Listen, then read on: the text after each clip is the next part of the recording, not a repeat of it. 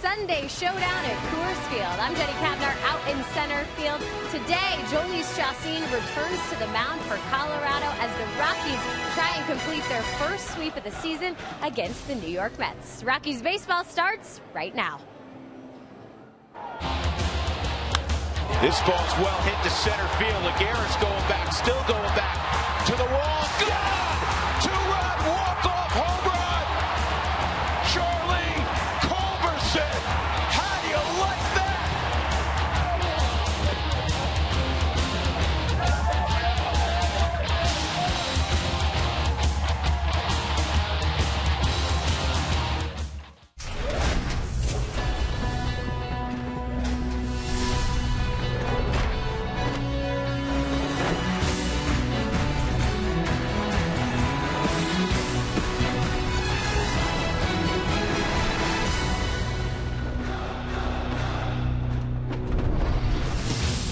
Yeah, last night was rather entertaining. I hope you didn't go home earlier, turn off the tube before that one. It concluded with Charlie Culberson's two-run pinch hit walk-off home run. And today, the Rockies go for the sweep against the New York Mets.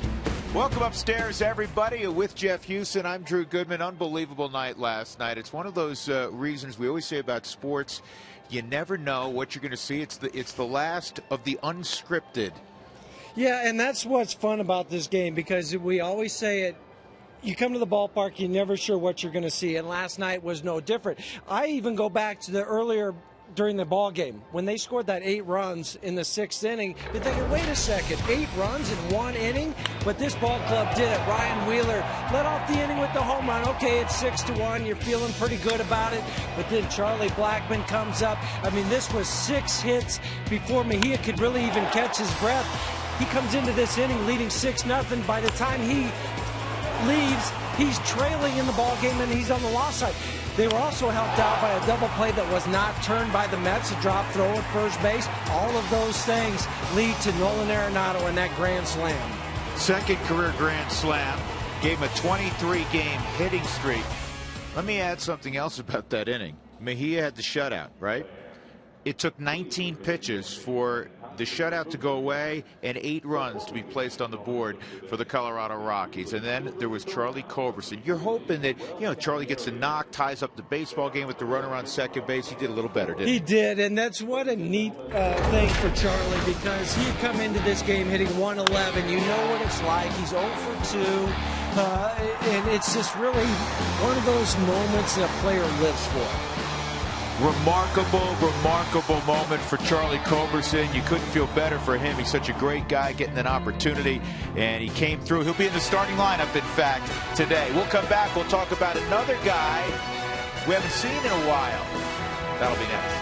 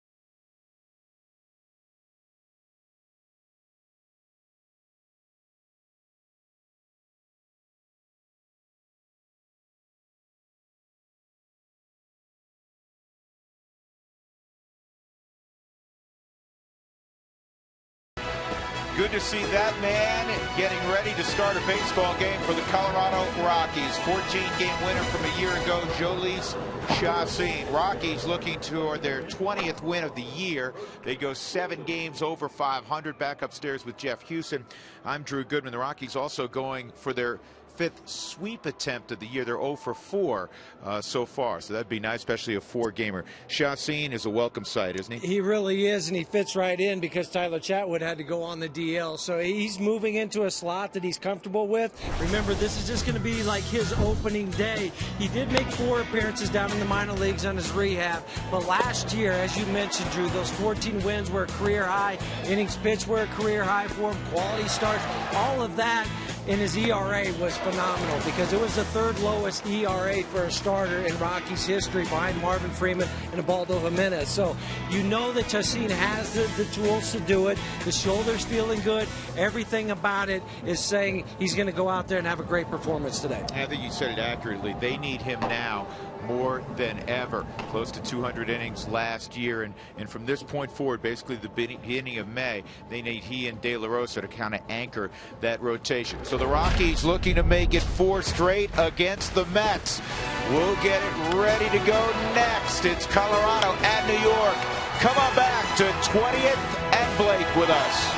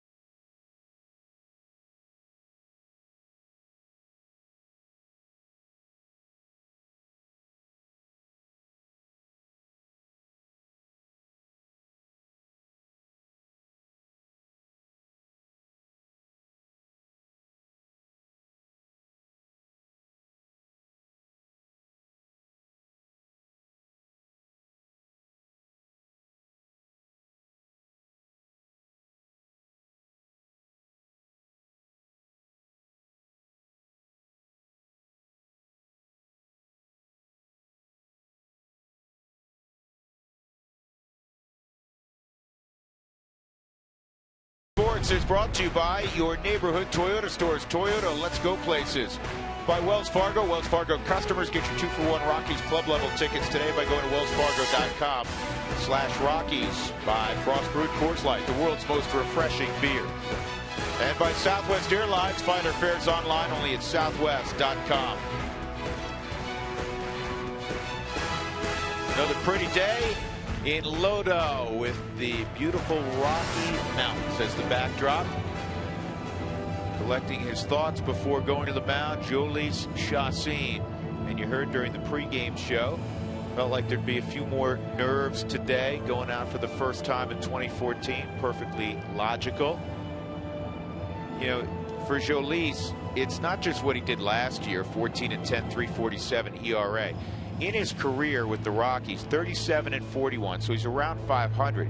But what gets my attention, pitching half your games here at Coors Field, he has a lifetime ERA of 3.61. And he hasn't allowed many home runs here at Coors Field. I mean, he's never, in the last 22 starts, has not allowed more than one home run. Well, keeping the ball in the ballpark. Well, he's a sinker ball specialist, and last year he gave up just 11 home runs total in almost 200 innings, 6 here and 5 out on the road. So Chacín is ready to go. Sunday afternoon baseball at Coors Field, and these four have been well attended by the fans. Juan Lagares, originally not in the starting lineup for the Mets. Eric Young Jr. was, but EY was hit by a baseball. He was getting ready to go into the cage. Lucas Duda, you see this happen every once in a while, hit a shot right off the L screen, and instead of popping in the air or whatever, it ricocheted back, and EY was standing next to the cage, and it hit him right below the eye, and they've taken him for x-rays. So we obviously wish the best to Eric Young Jr., who's going to make his first start in the series. So Juan Lagares is back in there, and here's the rest of the batting order for Terry Collins. It's brought to you by Southwest Airlines. Find our fares online only at southwest.com. Daniel Murphy, a 4-hit night yesterday. David Wright swung the bat well in this series. Then Curtis Granderson and Chris Young, 4 and 5. Lucas Duda, Travis d'Arnaud, and Omar Quintanilla. Quintanilla getting the start at short for Ruben Tejada. Dylan G will pitch and bat 9. Let's take a look at the numbers previous to this season. Obviously, we look at last year's numbers for Mr. Chacín, and they're brought to you by Inova Cancer Care. Learn more about outpatient prostate cancer treatment at novacc.com. Last year, Coors Field, Chacín 9 and 5, 4.18 ERA. Right-handers hit just .233 against them in his career against the New York Mets in 4 games, 3 starts, 1 and 1 with a 1.80 ERA.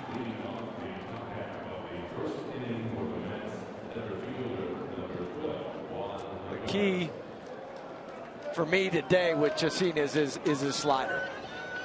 That's the pitch that he can really rack up the strikeouts with.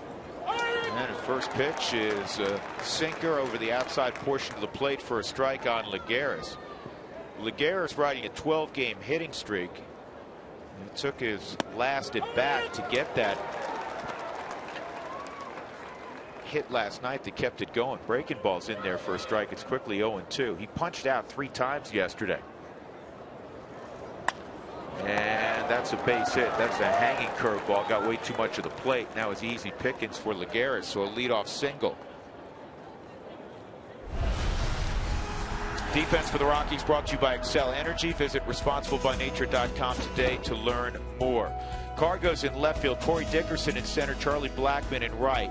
And Mike McHenry, trust me, is not playing shortstop. That, you know, he's a talented guy, but he's going to be behind the plate. Charlie Culberson is going to be at shortstop today. Nothing wrong with Troy. He just hasn't had a day off in a while. And with the grind of day in and day out baseball and no days off on the schedule, Walt's been looking for a spot to get his star out of there, though it's hard to do because he's been the best player in the game so far. But if there's anybody you could replace him with today, it would be that man that's playing shortstop after the walk-off home run last night. You know, he's feeling good about himself. He right? might not have had too many hours of sleep last night, and he's still feeling good today. Here's Murphy, and the 0-1 just missed. Tell you who our home plate umpire is. He's veteran Paul Schreiber. As you look at Murphy,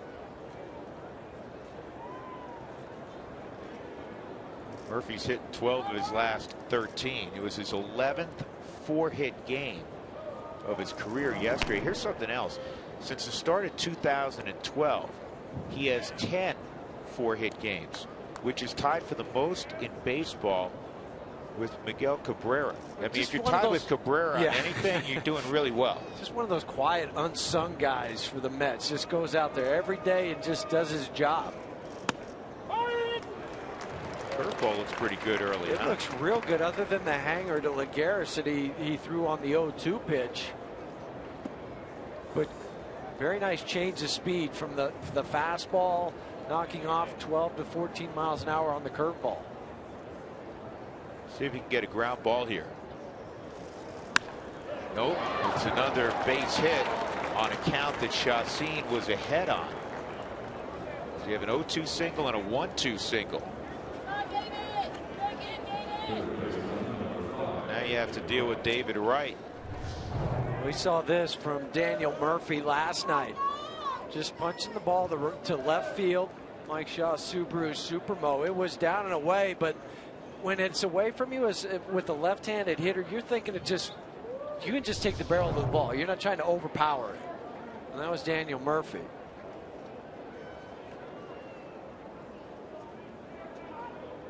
David Wright steps up. He had 3 hits last night.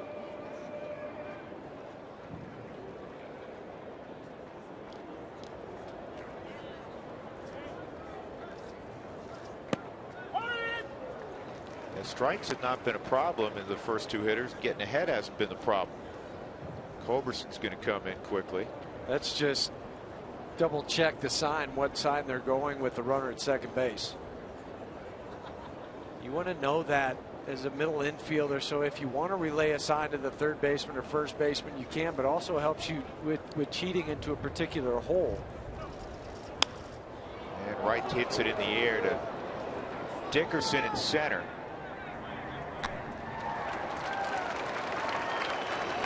One out. That'll bring up Curtis Granderson. Fans, we're going to answer your questions as we do every day during Toyota Talk in the 5th inning. Here's how you get involved. Text the word Toyota followed by your question to 720-720. That's Toyota Talk. Comes your way in the 5th inning.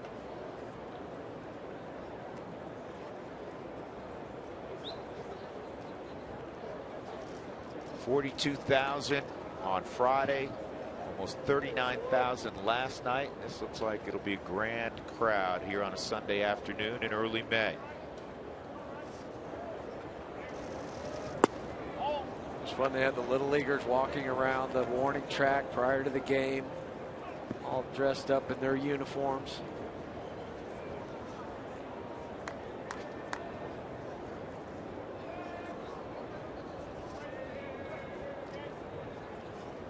It's always a great day, and the Rockies do that a bunch throughout the summer on Sundays. There it is. Looks like Golden. I know there was some teams from the Ken Carroll Little League out there. Monarch I saw. So all throughout the region. And that's going to sneak through the hole and cutting the bag at third. Lagares throw's going to go to third. It's offline. It's 1-0 New York on the base hit by Granderson. Now, this is how the Rockies started yesterday. Morales gave up 3 in the first yesterday. Granderson shoots one in the hole between first and second. Now that is 22 first inning runs for the Mets. They're sitting at 4th. The Rockies are tied for first in that department. But again, Curtis Granderson comes through, tried to get Daniel Murphy at third. Throw was offline. They had that chance last night. You had good speed at first base and Granderson. Chris Young at the plate.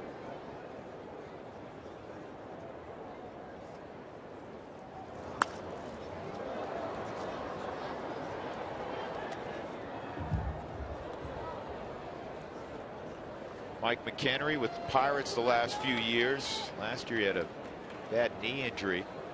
Suffered breaking up 2 at second base and missed most of the season with the Pirates on their opening day roster the last couple of years. This is his first big league game since July 27th of last year.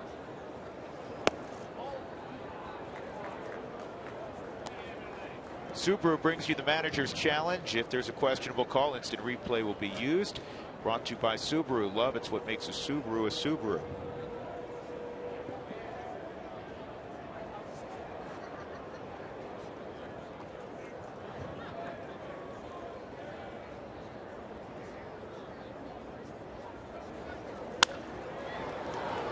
Cargo coming quickly, and are they going to test his arm?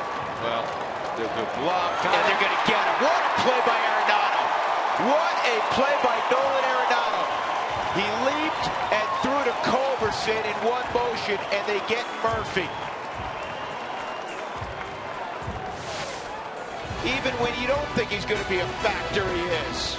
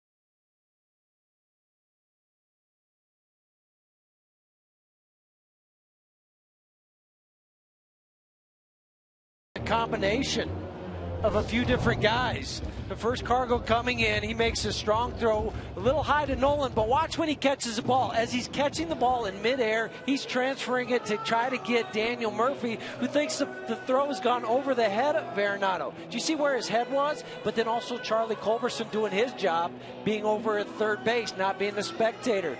Man, every day it's something else. Really remarkable how quickly he got rid of the baseball, but everybody was where they should be, yes. And Cargo didn't airmail that throw. A little bit high, but he made sure it was cuttable. Daniel Murphy thought it was high because his head had already pivoted towards home. So the Rockies catch a break. They do trail 1-0 as Charlie Blackmon will lead it off at the bottom of the first against Dylan G.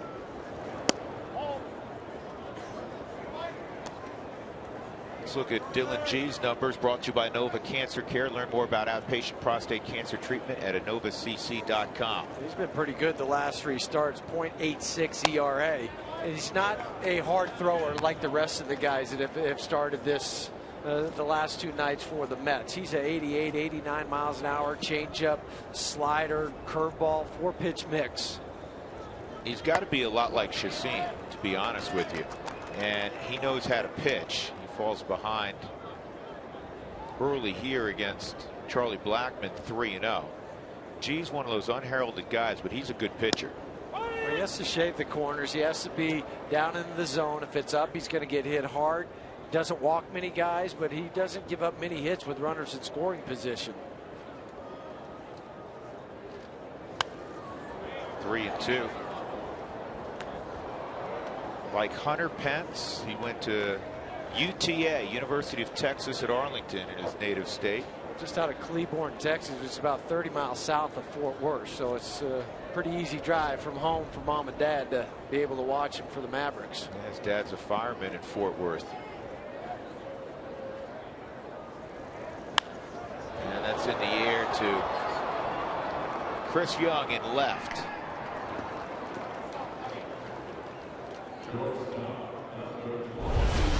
Take a look at Walt Weiss's lineup this Sunday. It's brought to you by Southwest Airlines. Find our fares online only at southwest.com. Charlie Culberson, the hero from late last night, will bat second. Carlos Gonzalez, Nolan Arenado for Tulowitzki in the cleanup spot. Again, Tulo's fine, just getting a day. Justin Morneau, Mike McHenry will split up the 2 lefties. Dickerson will bat seventh. DJ LeMahieu and Jhoulys Chacin. Ball 1 on Culberson. I asked him this morning at the clubhouse, did you get a couple of texts last night? Said just a few. Yeah, I saw his wife and his little girl as we were walking out last night. She was on cloud 9. Along with Charlie. This ball ripped to the gap in right center. Stay hot, Charlie Culberson. Into second with a one-out double. Atta baby. Most guys, after they hit a walk-off home run next day, their first at bat, what do you think they're going to be swinging for? They're going to be swinging for the fences. He didn't. He takes a ball that's away, middle away, and drives it to right center field. Just a straight four-seam fastball on the Mike Shaw Subaru Supermo. He stayed through that baseball. That's a great sight from Charlie in your first at bat. Yeah, with Cargo up there, see if the Rockies quickly get that run back. Cargo 1 for 5 last night. He had an RBI single in that 8-run uprising in the 5th. Ball 1. It's a little more on Culberson's walk-off. It was the 40th game-ending home run in Rockies history. They had only one last year. Nolan Arenado in June against the Padres.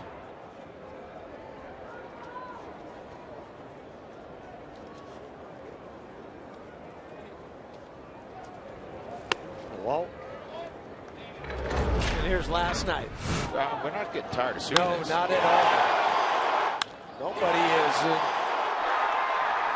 watching the outfielder go back. Tulo's happy. Charlie knew it. Oh, nothing like the Gatorade bath. 3-0. I asked Barnes this morning, and by the way, Barnes feeling a little bit better. You know, he's battling a cold. It's not the flu bug that's obviously afflicted Willeen Rosario, who's had to go on the DL, and Josh Rutledge, who's on the DL. Barnes, I said, did you think he got it? He said, I thought it was gone as soon as he hit it. It had that sound, it had that feel to it. 3-0's in there, 3-1. Walt was asked today if he had ever had a walk-off home run. He said no. And I've had a few walk-off hits, of course, but no home run.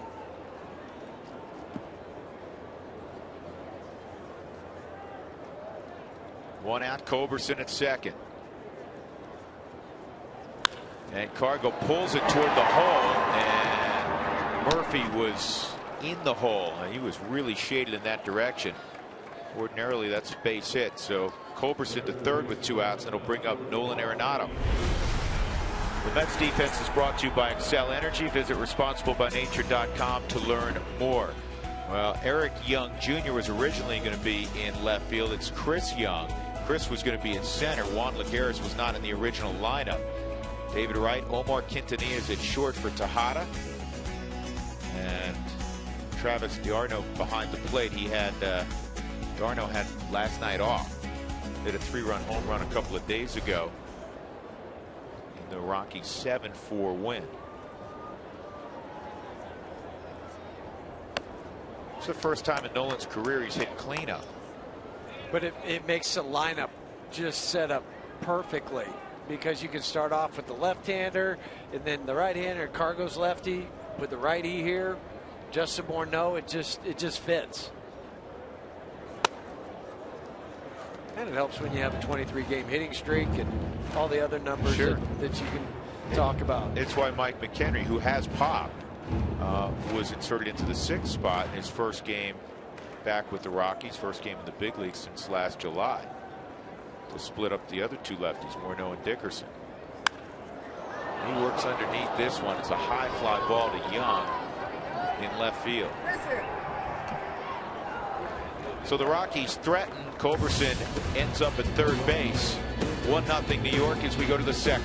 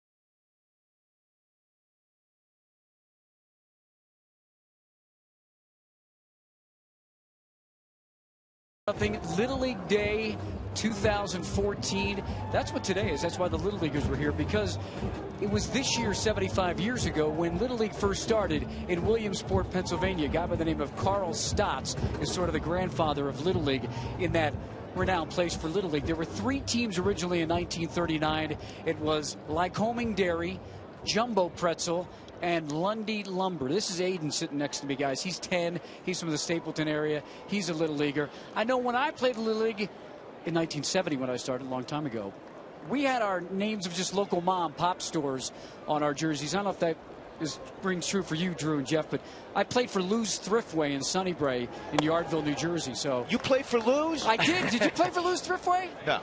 But you know how now everybody's got Cubs, Rockies, Twins. They've got a team name and then usually a sponsor on the back. But I'll never forget my sponsor names. That was part of Little League back then. I was sponsored name a team. Sedona Lions. Okay. Then I played for Maury Pirelli Insurance, 10 to 12. And what a gracious guy Maury was. Well, and then Babe Ruth was Mercerville Fire. You light him, we fight him. That's how we picked up the phone and called the pen.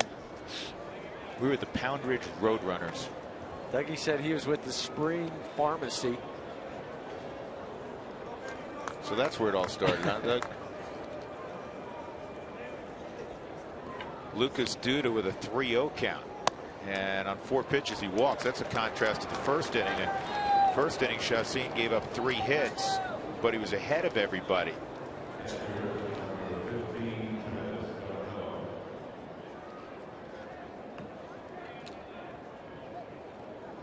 Travis d'Arnaud at the plate, catcher for the Mets.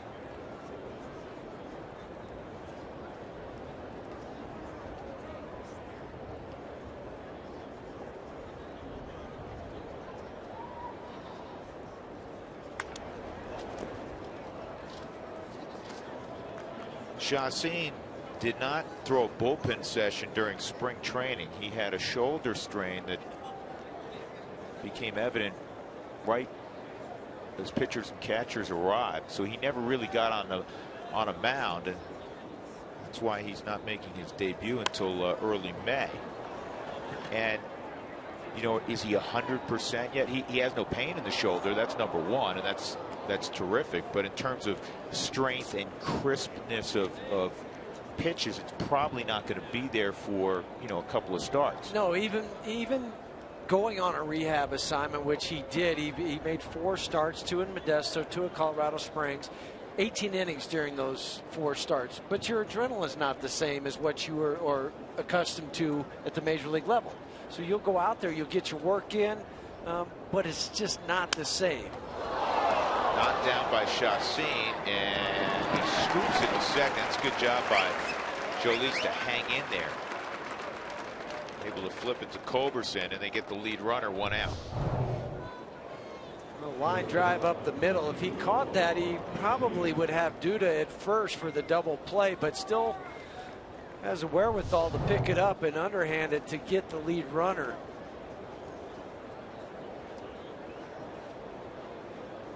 Who wants tacos? Remember, if the Rockies score 7 or more, which they seemingly do in every home game, go to participating Colorado Taco Bell locations the next day. Do it between 4 and 6. Get your Rockies taco special at Masa Taco Bell. Omar Quintanilla, the former Rocky, at the plate. 1 plate appearance in this series. He lined out to right, and this is on the ground to Morneau. 1 out. Or excuse me, 2 outs. He had no play at second, though he glanced there. And that'll bring up the pitcher, Dylan G, who's never been a big-time hitting prospect as a pitcher. Well, I don't think any of the Mets pitchers have, because they are 0 for 48 on the season with 25 strikeouts. Stop running that out there. At some point, you're going to get burned. Well, until I get burned, I'm going to keep running it.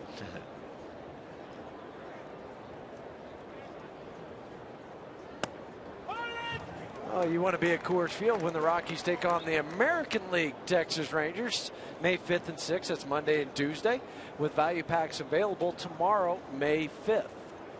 Texas leading in Anaheim 5-2 in the 2nd inning.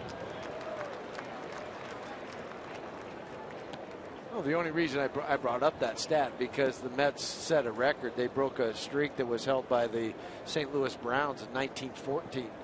The most consecutive at-bats without a hit. Dougie, that Browns team couldn't hit the pitchers, could they? They were awful. That just missed. Jolie thought he was going to walk to the dugout.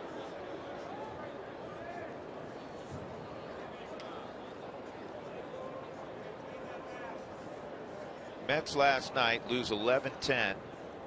They had a season high 17 hits.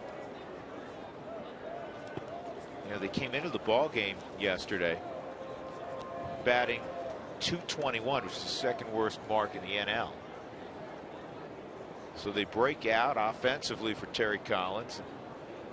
Terry lamented after the game. He said, this is a ballpark where last licks really is an advantage. It was their second walk-off loss this year.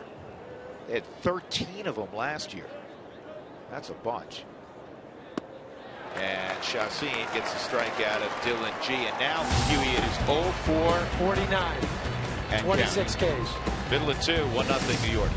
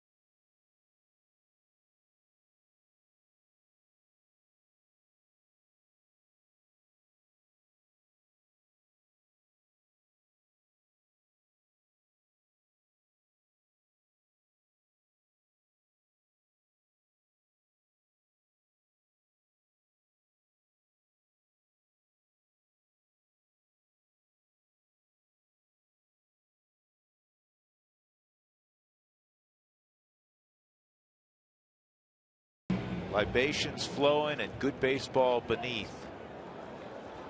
Justin Morneau leading off for the Rockies in the bottom of the second. Rockies got a double from Charlie Culberson, could not cash it in. They trail 1-0, and the first pitch to Morneau is in there for a strike.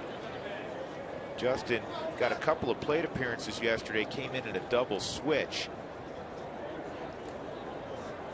In his previous 13 starts at Coors Field, he has gotten a hit in each one of those ball games.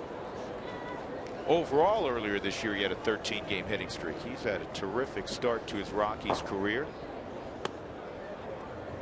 After many tremendous seasons with the Minnesota Twins. MVP in 2006 in the American League. G trying to stay away from his power. It's 3-1. Yeah, but we've seen his swing, though, where he could hit the ball out to left center. He did it in San Francisco at AT&T Park earlier. And he goes that way. Chris Young is right there, though. That ball was hit with authority. It's a line out to left. And that'll bring up Michael McHenry for his first AB in 2014. What? Oh, it's again? Sunday. Thank you very much. Hold on, I don't want to drop this. There we go. Perfect. Look at Huey grab both. Well, of course. Oh, wow. Cheesecake. There's nothing better. No.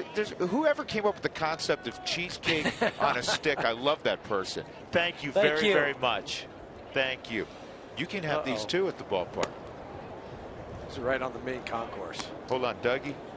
Dougie, slide in here. You always want to do play-by-play, right? Slide in here and take an inning over. No, you'll just take that away. Yeah, that's what I thought. Sam's going to take this other, too. Yeah, very good.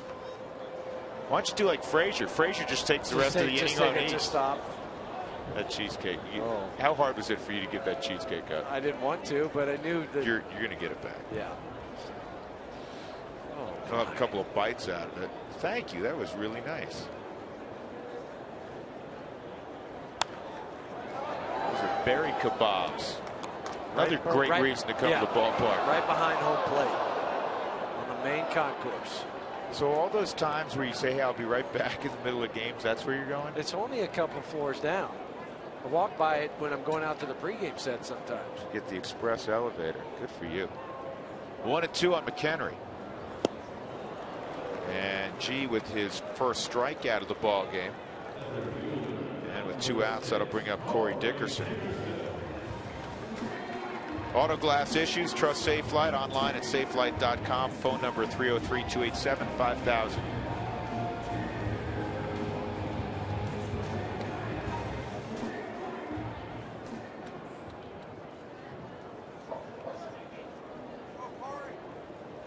Dickerson batting .351 on the season.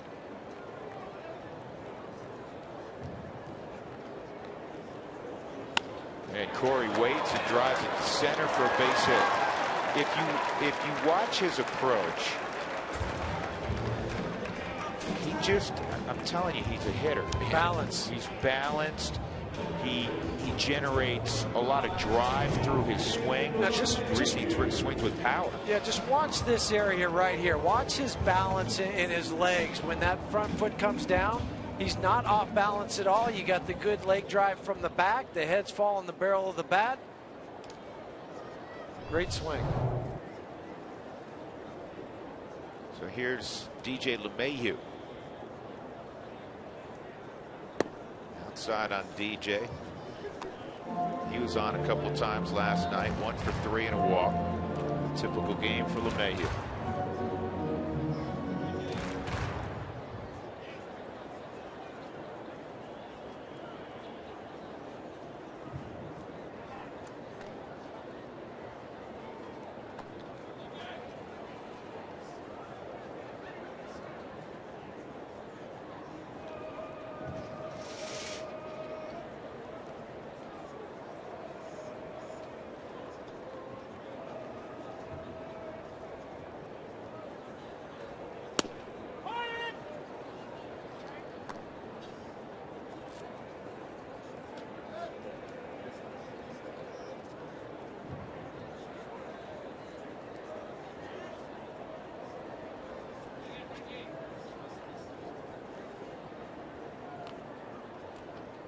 Back up the middle. Wow. He caught that behind his back. He did.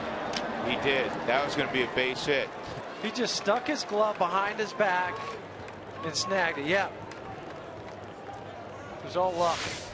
Watch this. I got it. Look, Ma, no hands.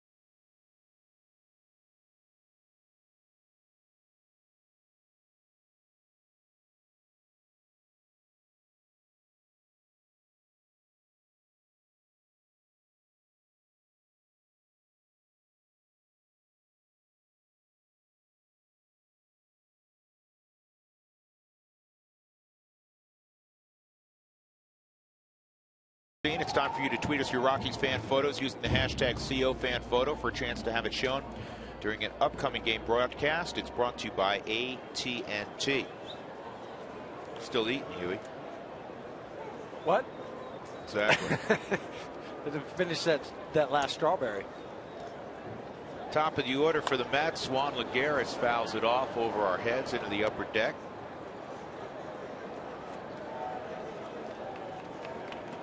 As you mentioned about Eric Young Jr., let's hope that those x-rays come back negative.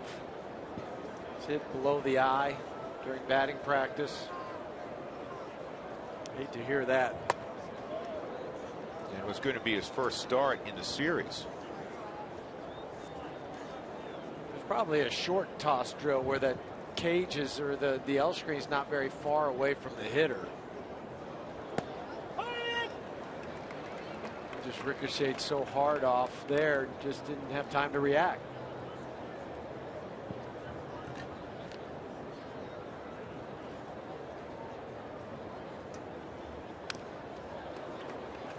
Good pitch.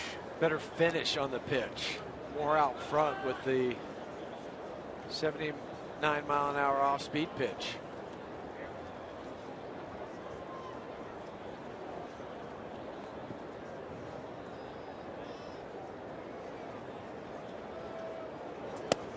Strike 3 on the inside corner. Chacin has struck out back-to-back hitters. One out in the third. Daniel Murphy coming up. Log on to CFD Rodeo /Gary Allen. A chance to win tickets to see Gary Allen and Chancey Williams, and also the Younger Brothers Band on July 20th at Old Cheyenne. Grand prize package includes a VIP CBR bull riding World Finals experience, concert tickets, and a ton more. For official rules and to enter, visit cfdrodeo.com /Gary Allen. Here's Murphy, takes high ball one, and you mentioned EY Jr. And we just got good news. No fracture. Good. It is a contusion, and he's listed naturally as day-to-day. So makes Papa feel a lot better also. Just don't know. The bones around the eye, how fragile they are. That is really good news.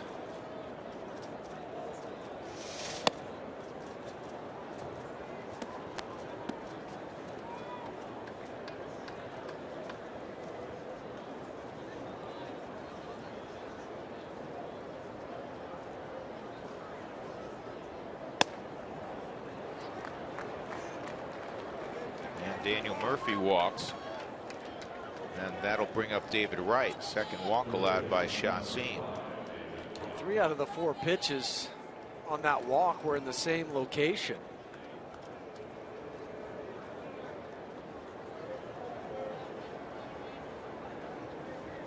We get to the ballpark early on Sunday, May 18th, as the first 15,000 fans receive a Super Cargo bobblehead gnome, courtesy of us here at Root Sports. Arrive early. Gates will open 2 hours prior to the game. The Super Cargo bobblehead gnome.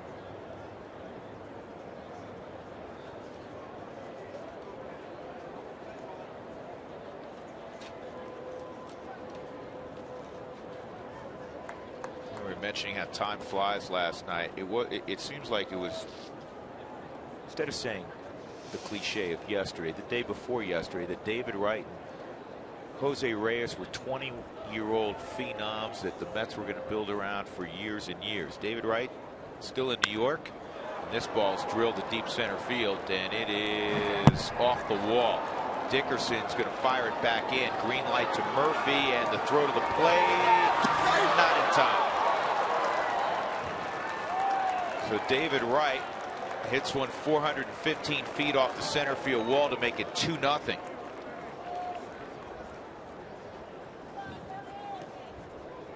Walk comes back to score with Murphy and David Wright. It's just about as far as you can without it going over the wall. Off the wall, about halfway up. Corey Dickerson gets it back in, hits Charlie Culberson. The relay just on the first base side. I don't think they would have gotten Murphy even with the throw on the third base side. Granderson Granderson an RBI single his first time up. He's showing signs of shaking what has been a season-long slump. Yeah, Murphy was already through the slide by the time the tag was applied.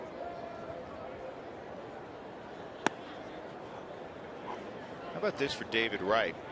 Close to a home run there, but he's gone 28 plus games now and 117 at bats without a home run.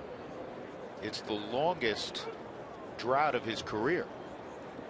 With his power, that is an unbelievable couple numbers.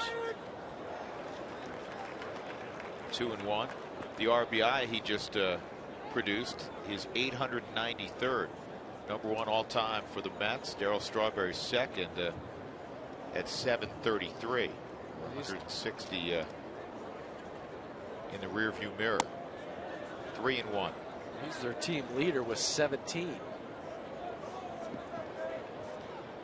David's only slugging though 333 this year.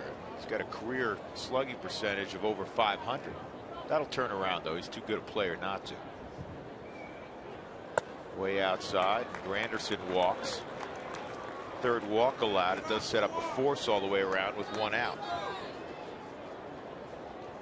Well, I think it's pretty safe to say, and probably not surprising, that Jolis is not real sharp. Early on, he was in the zone, but didn't have that put-away pitch. But now, as the game's progressed, 2 walks this inning, the double, but not down in the zone when he's missing. It's been up and away to the left-handers or up and away to the right-hander. It just hasn't. I mean, Michael's trying to set a target down low, but it's not happening. Right there, where Michael had wanted that pitch, missed it by a foot. The Ford Strike Zone is powered by Built Ford Tough Trucks. No wonder the Ford F-Series are the best-selling trucks 37 years straight. Built better, built stronger, built Ford Tough. That's up 2-0. 1-0 on Chris Young, and Young drives this to the left field corner. This is going to score at least 1. Granderson flying toward third. He'll get a stop sign there. Run scoring double Chris Young, his 9th RBI. 3-0 Mets. It's now 8 hits for Chris Young in his last 6 games. It's almost like a reoccurring theme with the hanging breaking pitch. Chris Young hits it down into the corner for his 4th double this season.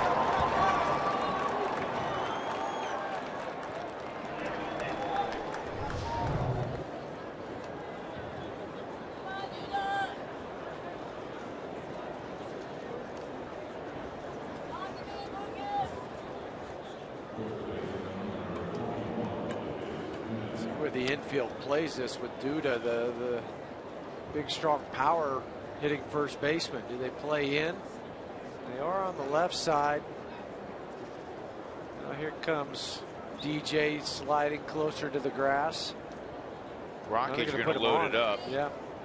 Trying to get a ground ball, and that's something that normally is a huge component to Chacín's game and his success.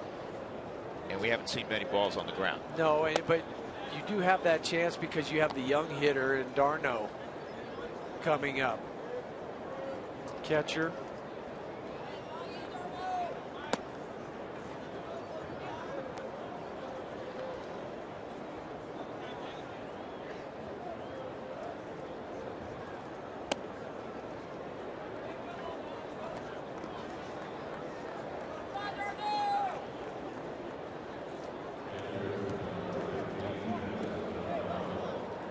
Travis d'Arnaud with the bases loaded and 1 out.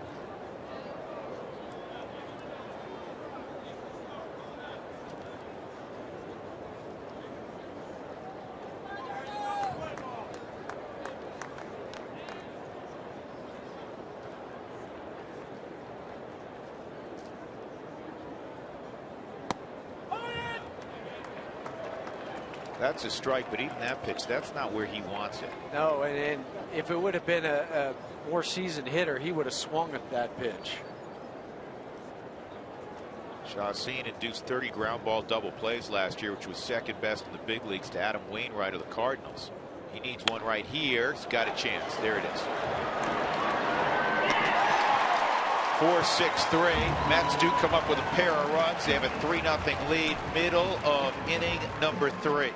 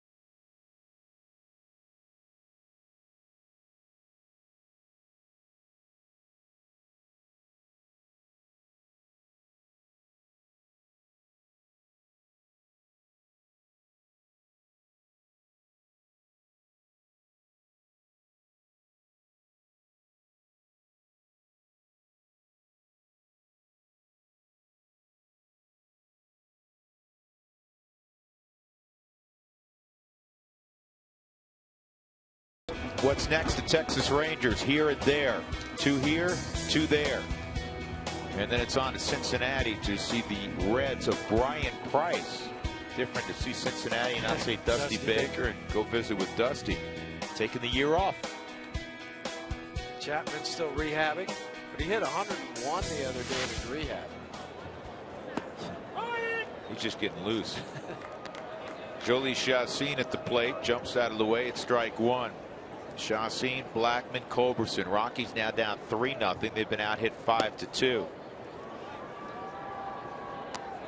Say 3-0's nothing.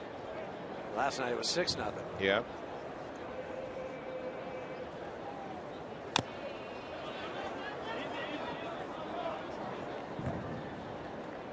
Wells Fargo customers, get your 2-for-1 Rockies club level tickets by going to wellsfargo.com/Rockies. Wells Fargo Bank, member FDIC.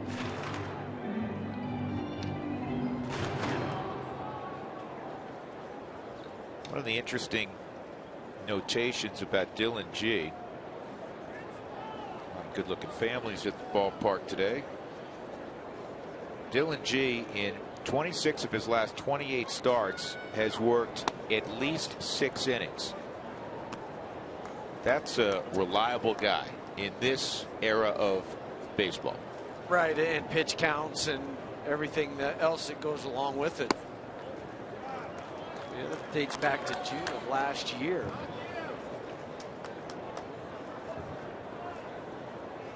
They just needed 72 pitches to get through 7 innings at Arizona back in mid-April. How about this? He's not lost a game on the road since July 27th of last year in our nation's capital when the Nats beat him. It's his last road loss. Strike 3. He's 6-1, 2.52 ERA his last 9 road starts. In a stark contrast to some of the other power arms that we've seen from the Mets, including Matt Harvey last year, not pitching this year. But the last game at Coors Field, lost pretty big time in this game, and this was a cold game back in April. Missing too many bats. The bats were pretty hot.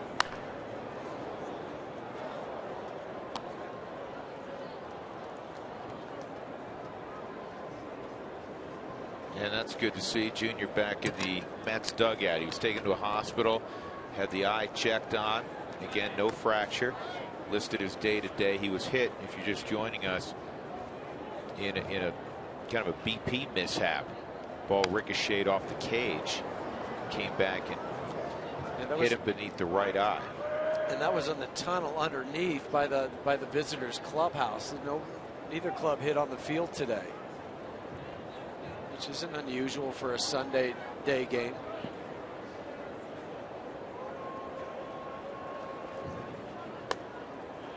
1-2 on Blackman.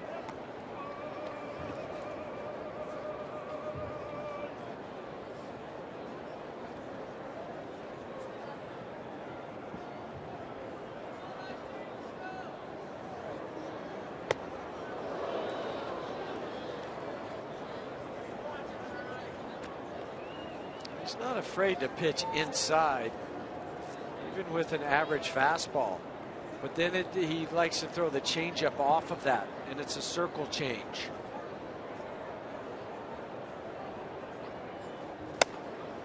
That was a heater, and it's 3-2. How about this?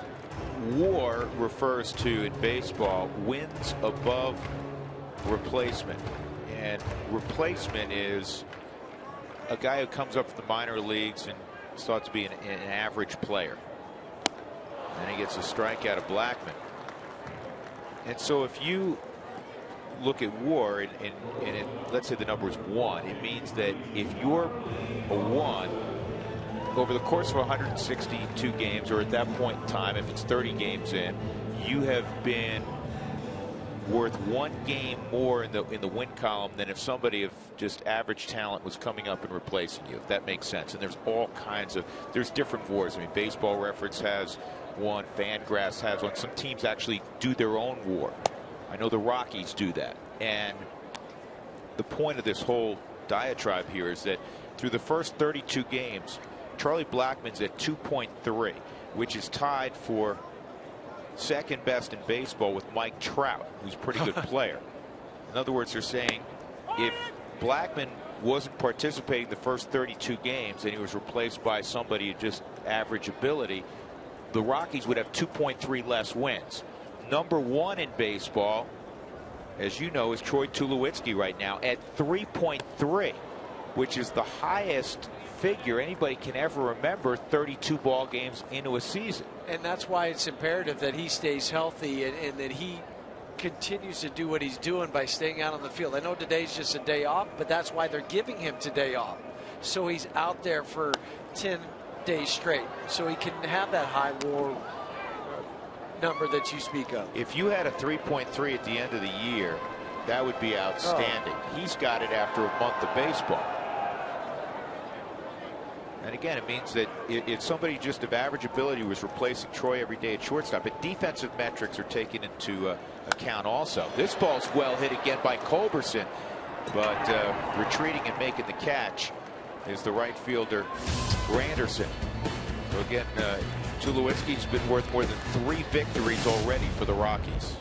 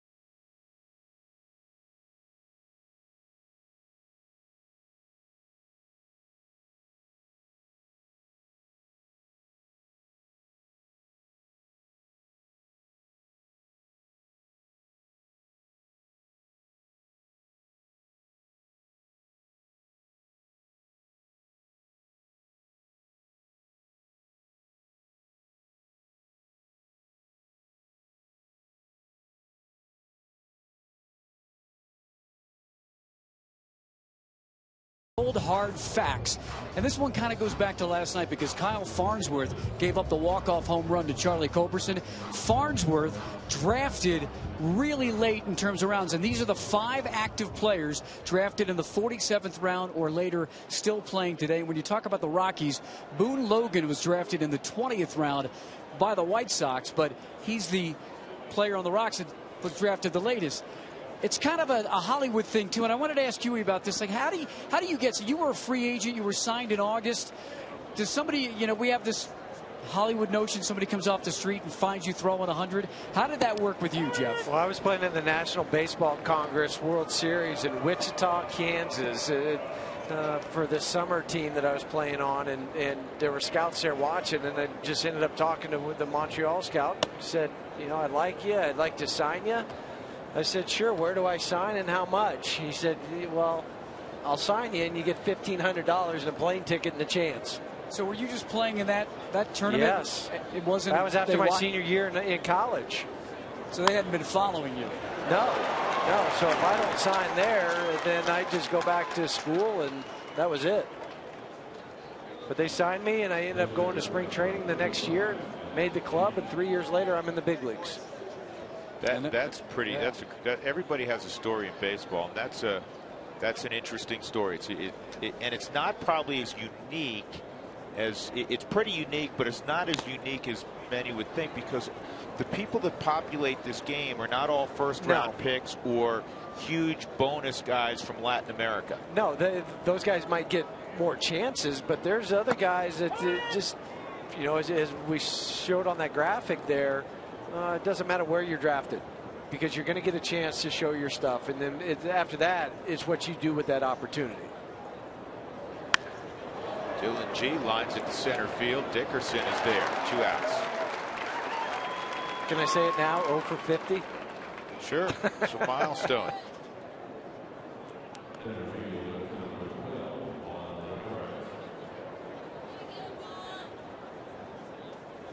You can follow every Rockies game with MLB.com at bat on your favorite mobile phone or tablet. Get instant replay, score, stats, audio, and more.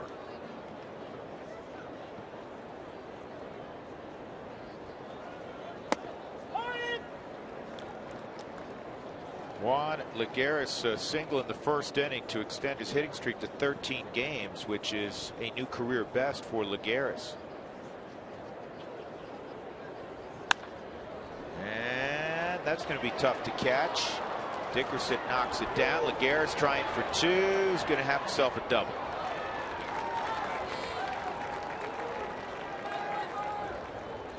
It's a double machine. It's his 4th double in the series, isn't it? Corey got over and cut this off, but he was running so hard that he didn't have a chance to secure it in his glove.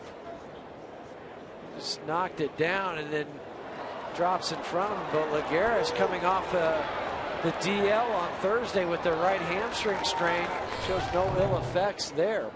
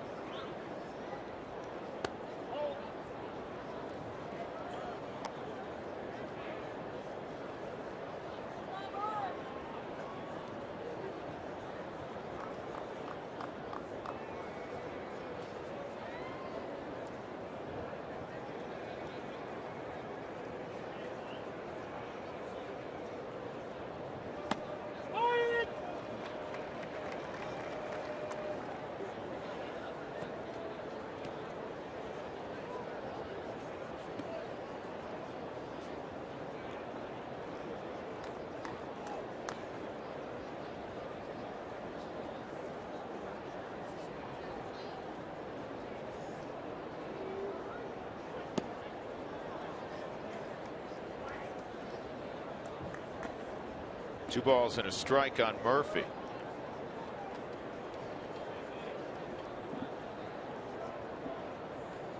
Three runs, 6 hits, no errors for the Mets, no runs, just 2 hits for the Rockies. They have not committed an error.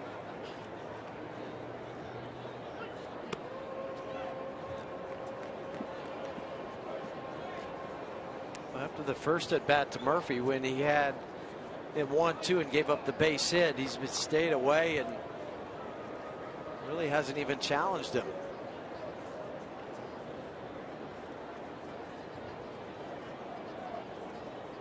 Wright's on deck, and that's going to cost the Rockies another run. That's going to run all the way to the wall. Back-to-back doubles, and it's 4-0.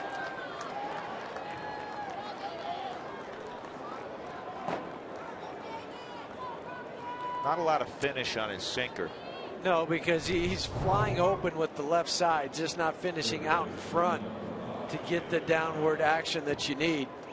Murphy stays through it with the Mike Shaw Subaru Supermo, hits the RBI double to the gap.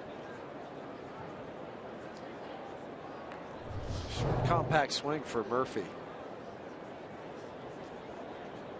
David Wright launched a double off the center field wall his last time up. Mets have 4 doubles in this game. Chris Young has a double also. Morneau is going to have a play. Another run for the Mets in the inning. Back-to-back doubles with 2 outs by Lagares and Murphy. 4-0.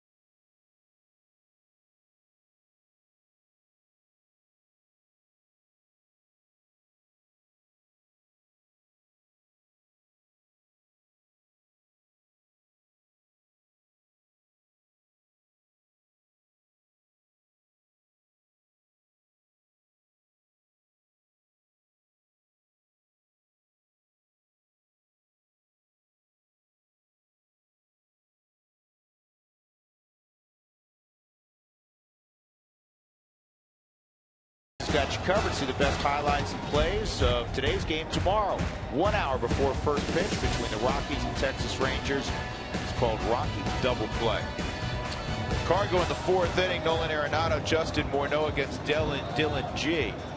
And the Rockies down 4-0.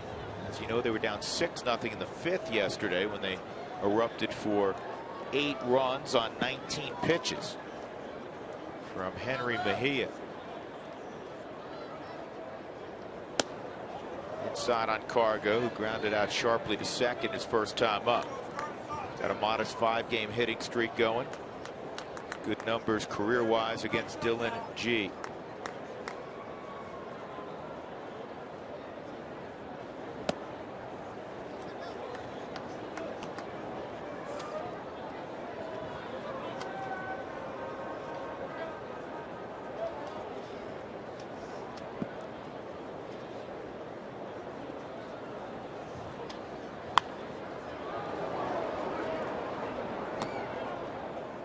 Check out the charitable campaign from the Rockies and Root Sports. Batter Up for Kids all season long. Every Rockies hit will mean a monetary donation to Children's Hospital Colorado and Special Olympics Colorado. Go to Rockies.com/batterup to donate today.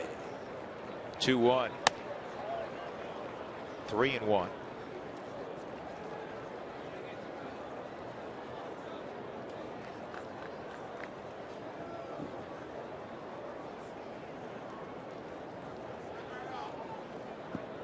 Cargo likes to try to get the barrel out 3-1 count.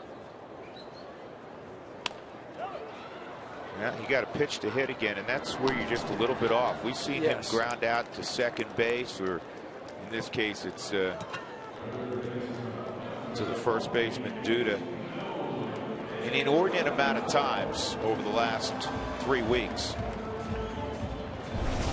Nolan Arenado hit a fly ball into left field his first time up, riding a 23-game hitting streak, tied with Dante Bichette for the second longest streak in team history. Longest in baseball this year.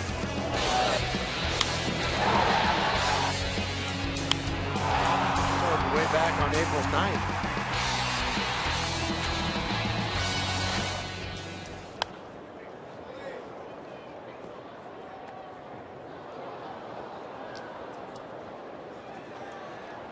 Just a subtle reminder from Nolan just to stay down and stay through the ball. Just pushing it with his right hand, just it helps clear the mind.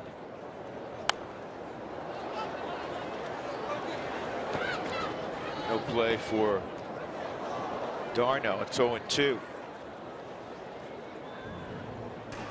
Here's how unusual hitting streaks of 30 games plus are. There have been only 47 since 1876. The last guy to do it's a real unlikely guy for me. Good player, but unlikely to have a long hitting streak, and that's Dan Uggla. Remember Uggla in 2011 hit 33 straight? Uggla's a high power, low average guy, yet he hit 33 in a row. I think when he started that, he was somewhere in the 170s, 180s. That is a fair ball, make it 24 straight games. Arenado into second with a double. 24 straight games with a knock. Now he just trails Michael Kadire for the longest in Rockies history. Two-seamer, and he goes down to get it. The right knee drops closer to the ground to help get the leverage on the baseball.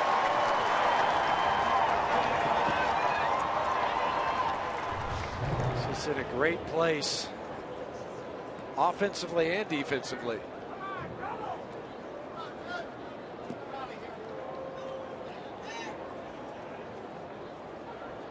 Justin Morneau trying to break the ice for the Rockies. One out. Arenado at second. Colorado down 4-0. Trying to replicate what they did yesterday. When you know in the back of the Mets' mind, they know it. They're sitting there going, wait, we were up 6-0 yesterday, and it started off with a hit, and then about 10 minutes later, they're trailing.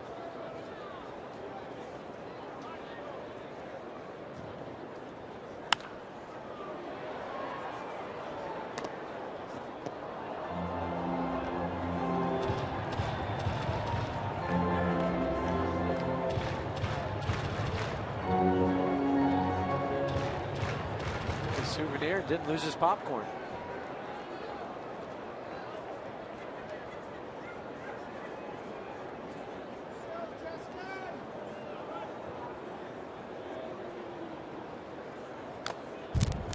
Just got a piece.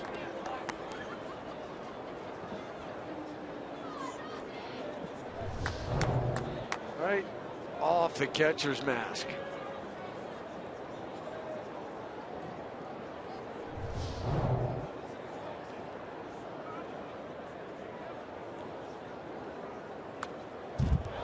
Good job staying back on the slider. After the fastball away. Stay back, keep the hands back.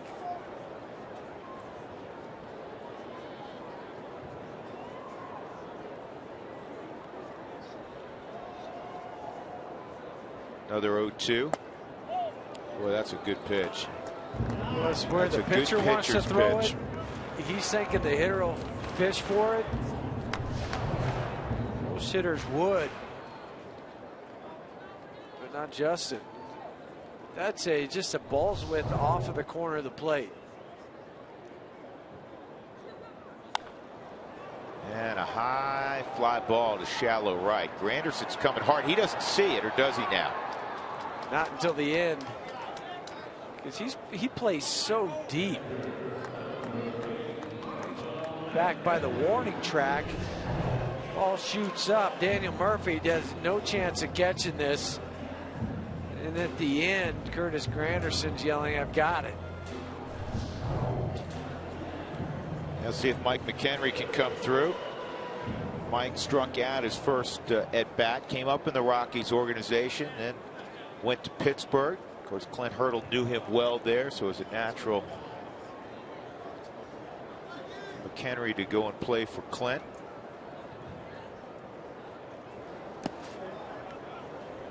Not a big guy, but he's always generated a lot of power. I mean, he's strong. Most of your power comes from your hips and your core. People think it's all arms. No, it's part of the equation. You generate the power from your torso. 1 ball, 1 strike.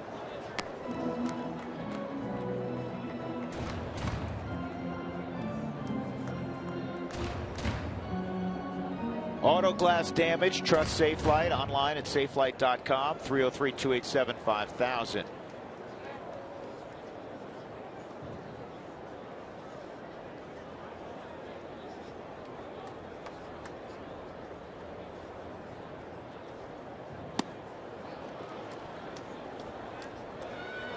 Michael was hitting right at 300 this year for Colorado Springs.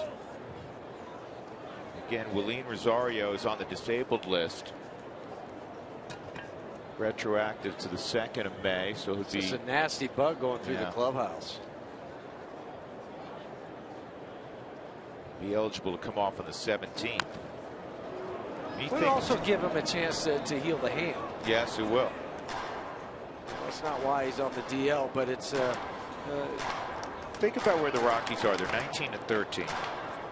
Chatwood, Chacin, Anderson have all been on the DL. That's 3/5 of your rotation and 3 of your top 4. Boone Logan started the year on the DL. One of your late inning guys. Michael Kadire, the hitting champ from a year ago, on the DL. Rutledge on the DL. Now Rosario, who's a middle of the order starting catcher. And G strikes out McHenry. Yet the Rockies are 6 games over 500.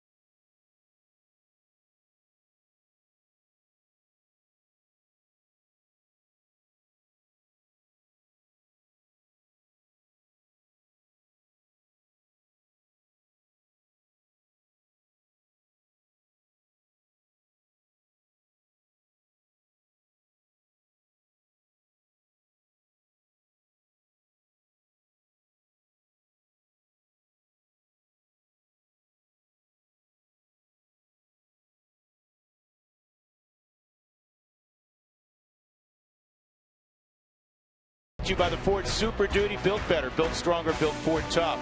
By Southwest Airlines, find our fares online only at southwest.com. And by CenturyLink, your link to what's next.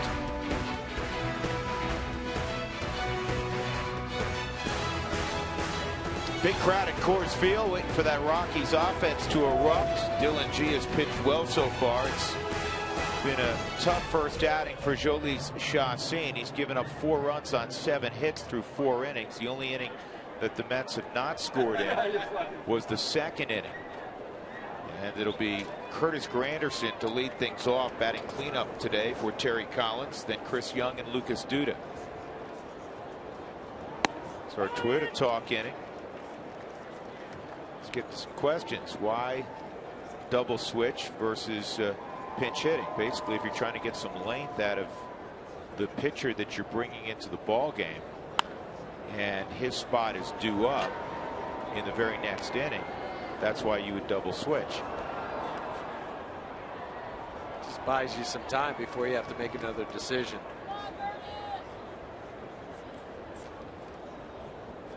When the guys have a day off or on the DL, do they still go to the games?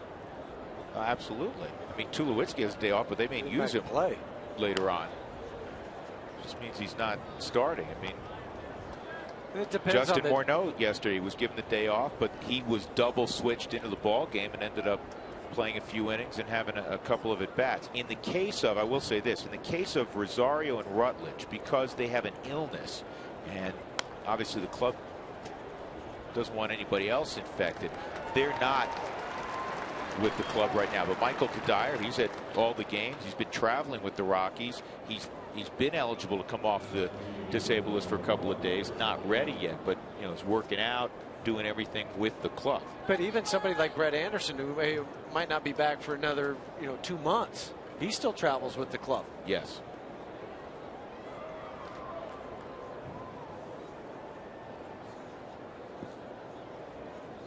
Chris Young has had a good series. He had a double and an RBI his last time up. How come we don't have double headers anymore? Well, I think too the players really don't like the double headers, but also you don't want to lose the gate, meaning that we have one double header and just one set of fans come in. I think that's the point it's at. The Rockies scheduled one, was it 2 years ago? Yeah. With Houston. The economics of the game are such, honestly, that you're not going to give up a gate. Well, think about the Dodgers didn't do it when they went to Australia. They said, well, we'll go, but we're going to be the visitors, so we don't lose a gate at home. The original thought was it would be a home and home deal. Arizona would have a home game, LA would have a home game, and the Dodgers, who have 39,000 plus season ticket holders, so you'll never see an announced crowd at Dodger Stadium less than 39,000, and typically it's 45 to 50. They're not going to give up that revenue, and from their perspective, I understand that. Right. The Diamondbacks don't draw nearly as well as the Rockies or the Los Angeles Dodgers, and they acquiesced, and both of those games in Sydney were Diamondback home games. 1-1 on Lucas Duda.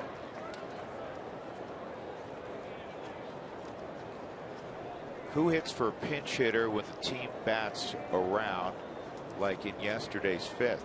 That pinch hitter, he's still there. We've seen that happen through the years every once in a while. Guy gets, because he's still technically still in the game. That's right. Guy gets 2 at bats in the same inning, never plays the field. Let's look at the lineup card today. Ryan Wheeler's the only left-handed bat for the Rockies. Then you have Tulowitzki, Barnes, Stubbs, and Jordan Pacheco. And every team does that, by the way. The lineup card in there, and they'll cross guys out as they use them. And you're also looking at who the Mets have, who they may bring in the game from a bullpen standpoint, or who Terry Collins may be thinking about utilizing off the bench. Now that's on the wall, but Walt also has one in his back pocket, and so does Tommy Reynolds, the bench coach. Huge job. Chris Young just stole that standing up. They tried to yell to Chacin to step off. Third stolen base for Chris. That's just 4 strides into the pitch before it's delivered home.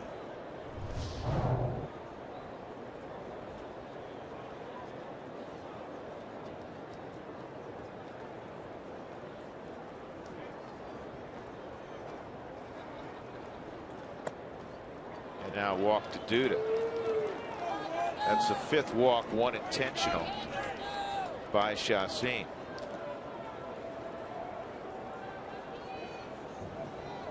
How does the clubhouse change when a guy like EY leaves? Is that a chemistry question? If it's a chemistry question, I mean, EY was exceptionally well liked, but I think you guys get used to the business of baseball, that guys do come and go, and you know, popular teammates. I'm not sure there's quite the emotional attachment between teammates. I mean, yeah, you're sad to see your buddy go if you're good friends and you do things, but you're right. You realize it's a business, and I mean, you have to move on. And there's another game tonight, and he's not part of your team anymore. I'll give you an example. Last year, the Rockies lost a guy that was immensely popular and Cargo's best friend, in Johnny Herrera, who was traded to Boston. And I remember asking Cargo, I said, "How you doing without the Bean around?" And he says, "Oh, great. You know, we talk all the time." And it wasn't just Cargo. I mean, the Bean was exceptionally well liked. Johnny Herrera, his nickname, the Bean, and that's the nature of sports, especially baseball. It's just what you deal with. You know, who are your teammates today? And I think it's even easier in this age, you know, with cell phones and Texting and Skype and FaceTime and all the other stuff. It's not like you really feel like you're that far removed from somebody who's a good friend. 1-2 on d'Arnaud.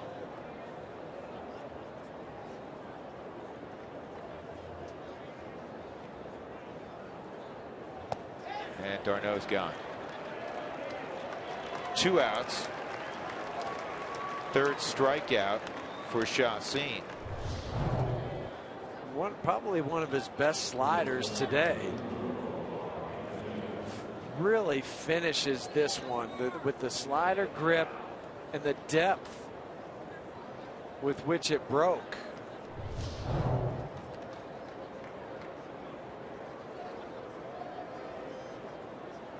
What are you looking forward to for when the Rockies play Texas this week? And I'll ask the former Ranger. Well, I'm just looking at Prince Fielder. I mean, his numbers are awful since moving from Detroit in the trade for Ian Kinsler. I hope they stay that way. But just looking to see what his swing looks like since he's moved over there. Big fan of their shortstop. That'll be a fun matchup. Andrus is a really good player. It's fun seeing the really good American League clubs because you don't see them frequently. Kansas City's improved quite a bit. We'll see Kansas City in a week. And, you know, Texas back-to-back World Series a couple of years ago. Guy the Rockies are going to face tomorrow, Martin Perez, is throwing the ball really well. Tommy Kahnle's now up for the Rockies. Well, you hope you can get through this inning. I mean, it wasn't going to be a 105, 110 pitch day for Chacín. To get through this one and hopefully only pick up 4 innings from your bullpen. 2-2 on Quintanilla.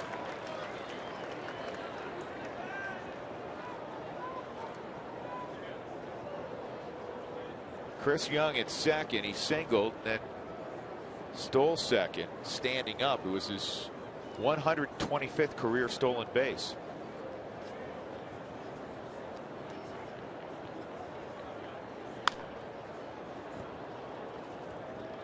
If a starter goes down, who comes up with Anderson and Chatwood on the DL?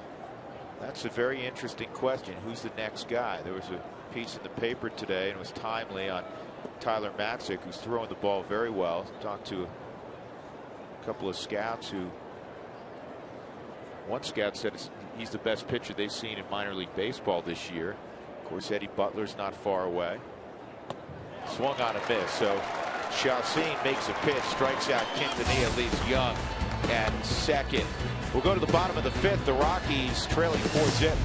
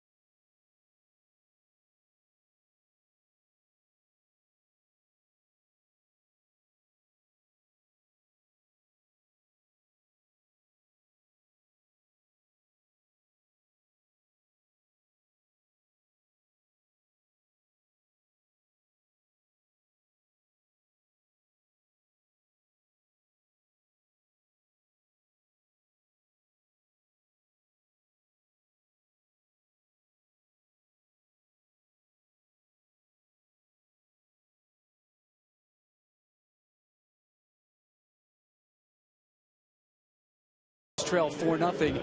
Last night in the bottom of the 7th, Troy Tulowitzki came up with his 1,000th career hit. There's a few Rockies that have 1,000 career hits. Michael Goodire, Justin Morneau.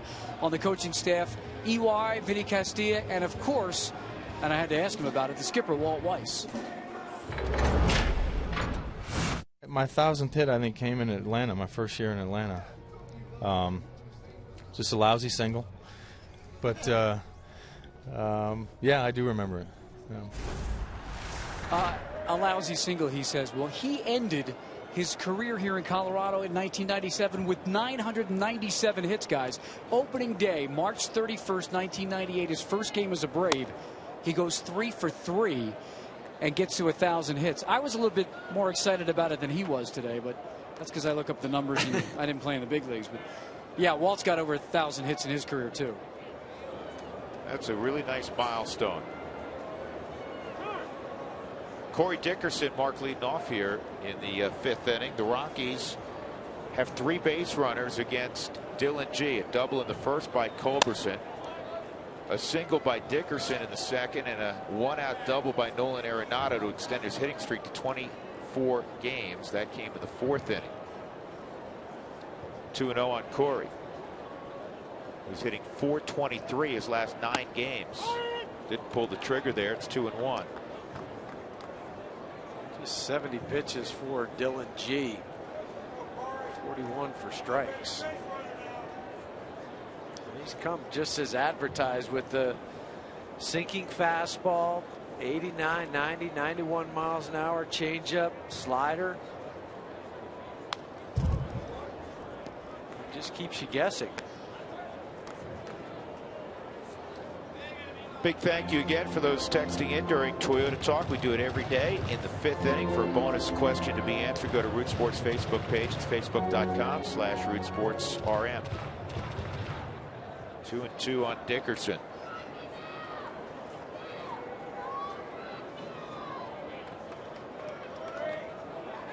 His performance today has been more representative of what the Mets starters have been doing all year. The first 3 games, the Rockies blew up their pitching staff, starting with Bartolo Colon, Zach Wheeler 2 days ago, and then Henry Mejia. All 3 of those guys failed to get to the 5th inning, or through the 5th inning, and that had been like a staple of Mets starters the first 26 games. They set a franchise record. Their ERA has gone up about a half a run a game just in these 3 ball games. Before they got here, the team ERA was .371, but after last night, it went to .415. And for Mejia, he went from .349 up to .523. Ouch. In about 6 minutes. Pulled toward the hole. Duda knocks it down. Out at first base, according to Will Little.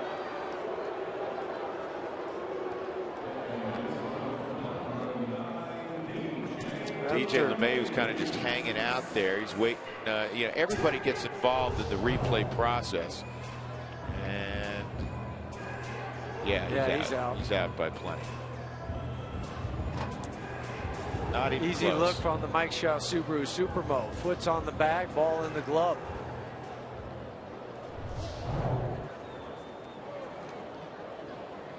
Brandon Barnes out on deck to hit for Chacin.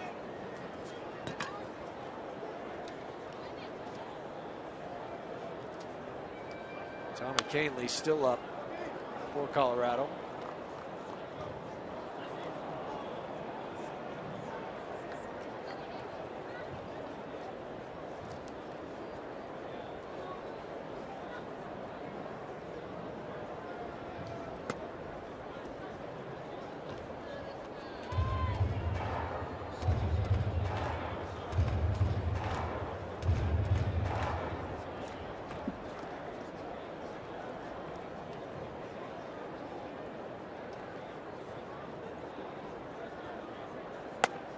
Two and one. Well, Peyton Manning is well known. He's got a lot of good friends. He was visiting. Well, who's this picture of? He was at Yankee Stadium today. visiting with Derek Jeter. That's not Derek Jeter on the right. We had a picture of him earlier. We'll try to drum it up for you. They're really good friends, and he wanted to make sure that before football really gets into full swing, that he could see his buddy play baseball one last time. So he was at Yankee Stadium. He was in Jeter's.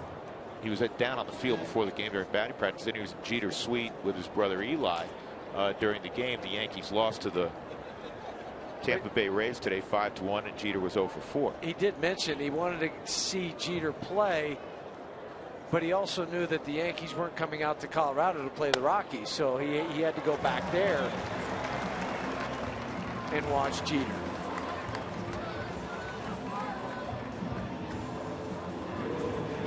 Brandon Barnes be pinch hitting 4 for 11 this year in that role.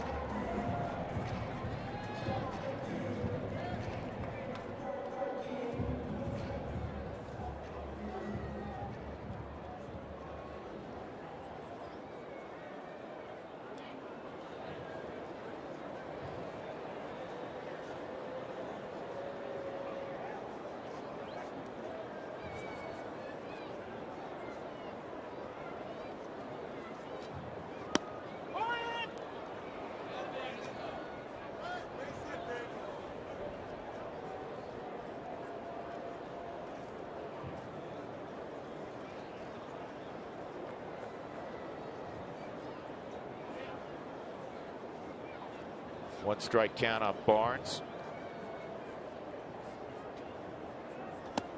Barnes was part of that rally last night in the 5th inning.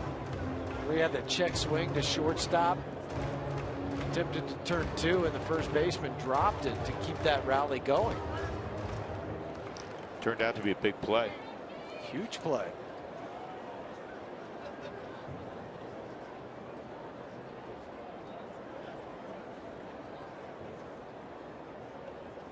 And that's going to be a base hit for Barnes. How good have the Rockies been this year in the pinch?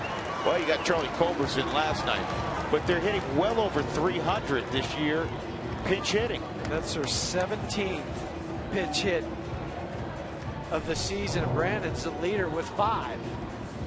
Terry Collins probably just moved around the dugout a little bit uneasily. There's 1 out, there's 2 on, and here comes Charlie Blackmon at the top of that Rockies order. This is what they've done. You know, might not go well at times early, and then they string some hits together and put up a huge crooked number.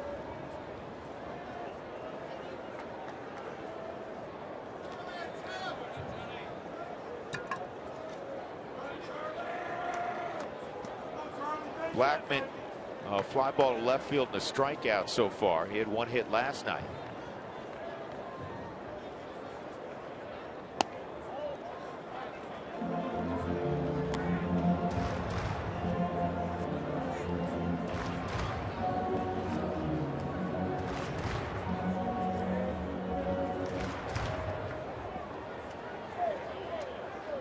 Blackmon came into the game at 372, second in baseball to Tulowitzki, who's hitting right at 400.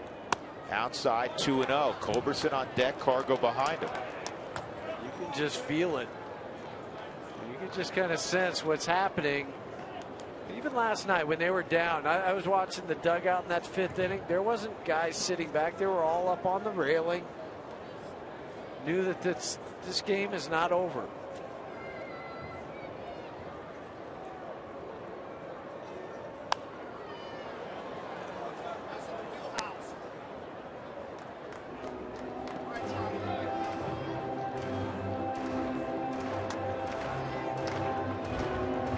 Chassin and Keith Duggar visiting. Dyer right there.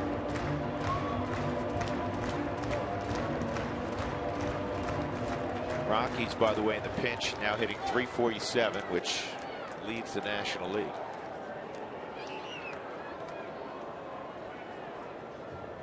Two-1, and that's slowly hit to second. 2 outs.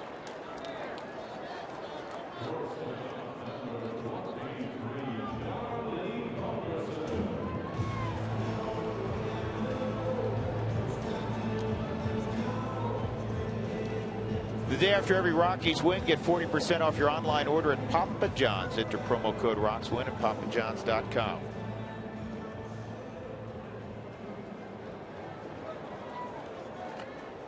Charlie Culberson, a double and then a line drive to deep right. He's hit the ball hard twice today against Dylan G. He's the 7th different player to bat second for Walt Weiss this year. Doesn't matter who Walt puts in there. They're knocking the cover off the ball. 326 average out of the 2-hole leads the National League. We've got Charlie there. We've seen Nolan, Michael Kadire, DJ LeMahieu. I think the list goes on and on. But yesterday, talking to Walt this morning, he said that Blake Doyle came into his office prior to the game yesterday and was talking about Charlie Culberson and where his swing was at. And he knew that he didn't know he was going to go out and hit a home run, but he said his swing is right where he needed it to be going into the game last night. He was prescient. Right on the money. That's right. But that's when a hitting coach is seeing your swing, you know, is when you're going bad, when you're going good. Those things were relayed to the manager. They talk about it. And all the work that you put in.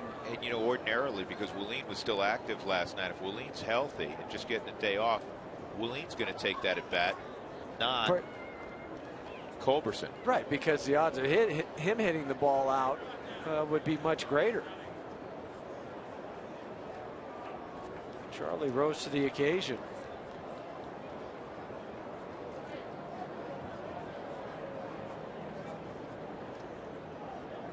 One, first and third, 2 outs. 1 and 2. Charlie thought that was inside, but not according to the Ford strike zone. Just a backup slider. It was on the black.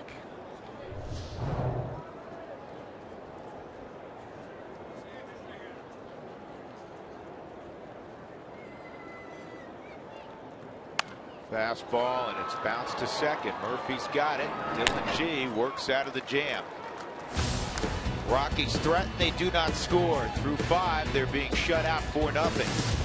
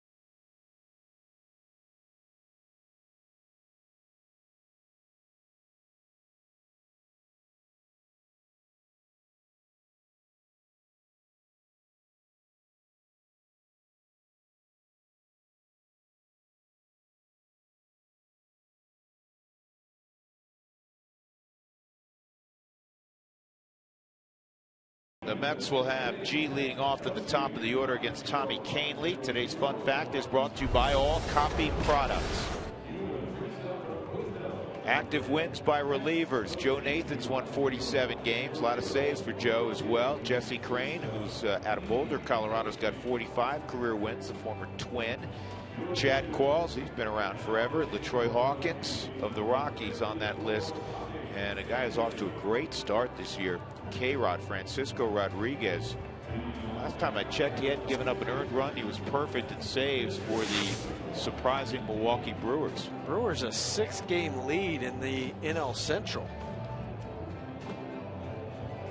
Well, it's early, and that's what Walt Weiss keeps cautioning. He said, I really like this team a lot. Liked it in spring training. Like everything about it. Hanging in tough despite a myriad of injuries. He said, but I don't want to go over the top because it's a month in.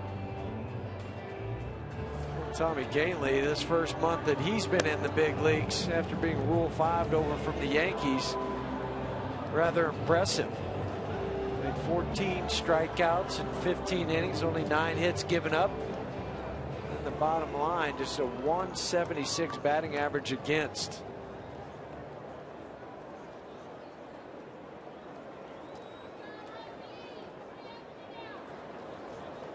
Yeah, Rodriguez, 17 innings pitched this year. He's allowed only 7 hits. He's not given up a run yet.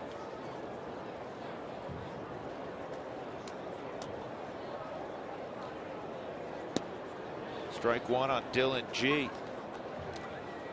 And for Tommy Kahnle, he also leads all National League rookies in appearances. This is his 13th ball game.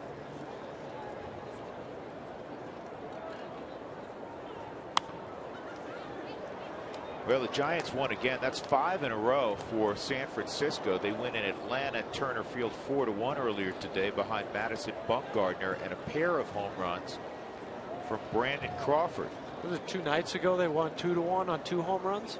They won 3-1. They had 3 solo home runs. That's what it was.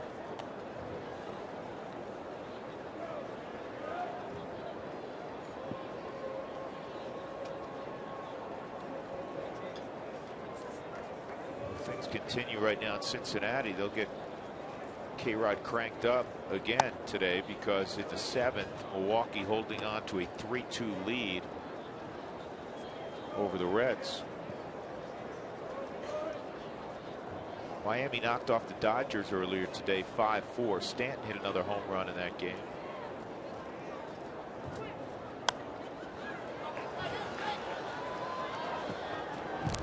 No play. So Ryu was sent back to LA to have his shoulder examined. I don't think it's serious, but when you're flying across country from Miami to LA to have your shoulder checked out, it can't be a good sign. Nope.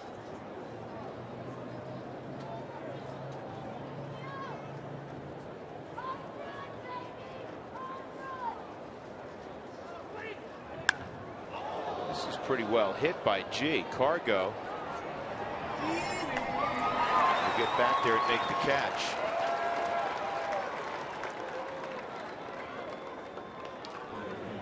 Well, we talked about it earlier. Here's the AT&T fan photo of the game. Tweet your photo to #COFanPhoto for a chance to be shown in an upcoming game broadcast.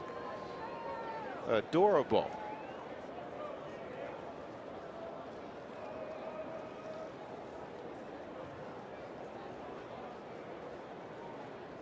Coming down to the ballpark. Looks like he's on the light rail.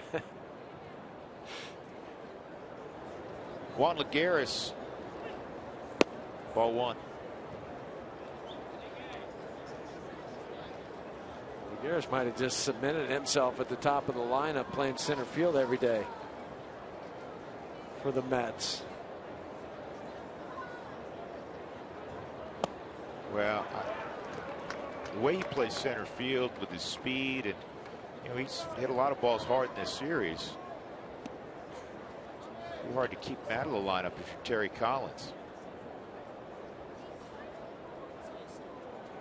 It's already carved into EY's playing time. He was again scheduled to start today and then had the mishap with the ball hitting the cage and ricocheting underneath and hitting him underneath the clubhouse and hitting him in the eye. Otherwise he'd be in the lineup today, but he did start the first 3 games. Well, Lagares about 25 points higher on base percentage than Eric. 2-2. Granderson's got to play most days. I mean, they're paying him an awful lot of money. The challenges that manager has when he has the 4 options. Anderson out there, Lagares, and it comes down to between Chris Young and Eric Young. Do they split the time and left?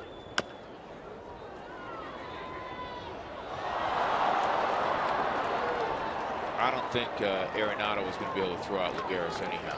No. We've become accustomed to him doing everything, being a miracle worker there at third, but that's an infield hit.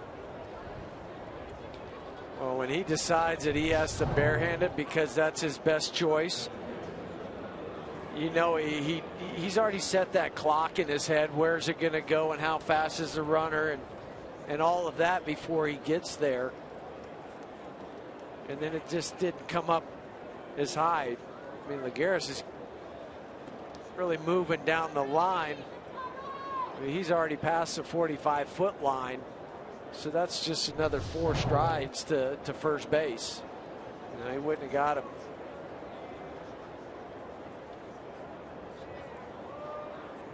Murphy 4 hits yesterday. He's got 2 hits and a walk tonight, or today, I should say. Get so conditioned in baseball to say tonight. Today. It's today. It is. The sun is out. 82 degrees.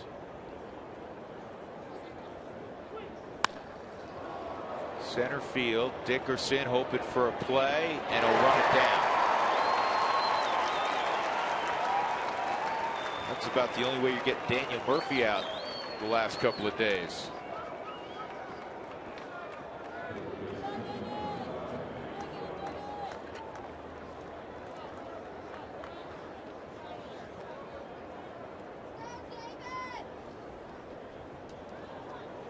Corey Dickerson, his jumps in the outfield have gotten better with hard work, and this was a good example. I mean, he made that play look easy for the distance he had to run. So David Wright with 2 outs. And Lagares at first. 4-0 New York. Top of the 6th inning. Canley's pitch is in there. Top of the strike zone. 0-1 on Wright.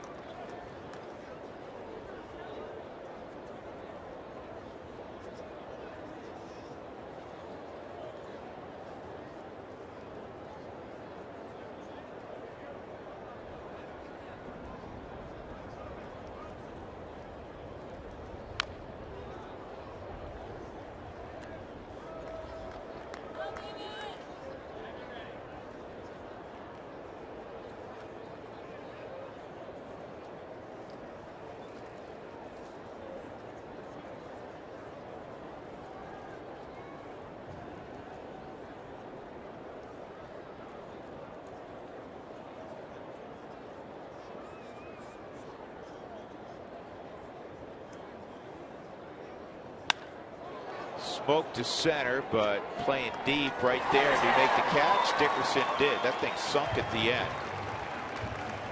So David Wright lines out in center field, and we'll go to the bottom of the 6th inning. 4-0 New York.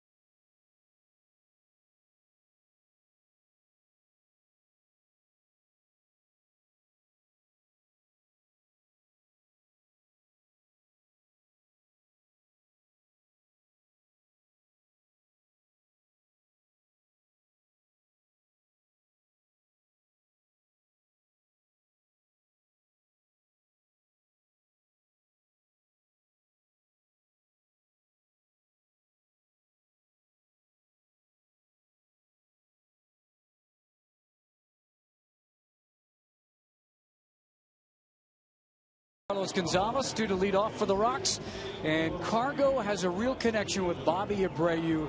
In fact, we're going to show you the two at BP. This was a couple of games ago when the team first got into town, the Mets, and they met up before the Mets took BP, having a little fun, having a few laughs.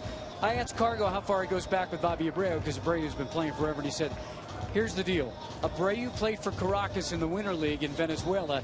He lived in Maracaibo. He said, I told my mom every year, you must get tickets behind the third base dugout so I can sit on that side and watch Bobby Abreu swing from the left side. So that's how far he goes back, and he is one of his boyhood idols and playing against him here this series. Pretty neat story there, Mark, because you can see a lot of similarities in Cargo's swing and Bobby Abreu's swing. 1-0 on Cargo. Outside, 2-0. And now you're going to have kids saying, Mom, get seats behind the third base dugout so I can watch Carlos Gonzalez's swing. Yeah, there's going to be a whole lot. There's probably already been a whole lot of that. 3-0, that cuts inside.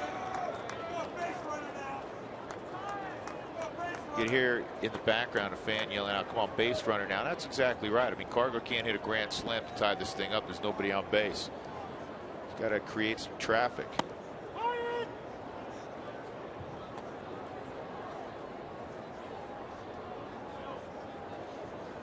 G has pitched well. He typically does. That's why he came in with a 2.88 ERA. His last 3 games, 0.86 ERA. In the 21 innings previous, just 2 earned runs. Next pitch will be his 97.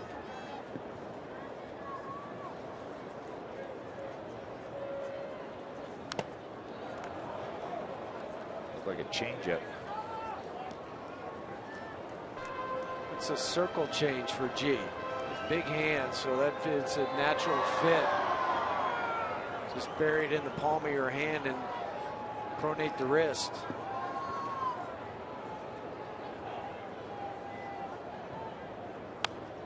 I don't think anybody that also grew up in Arlington watched Nolan throw. Nolan threw the circle change. Jeurys Familia pitched in the first 2 games in this series.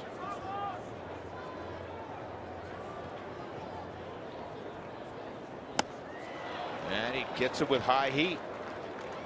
Pitch out of the strike zone. That's strikeout number 5 for Dylan G. Fourth strike zone. That's where they attacked Carlos the hole at bat. Underneath on the Mike Shaw Subaru Superbo.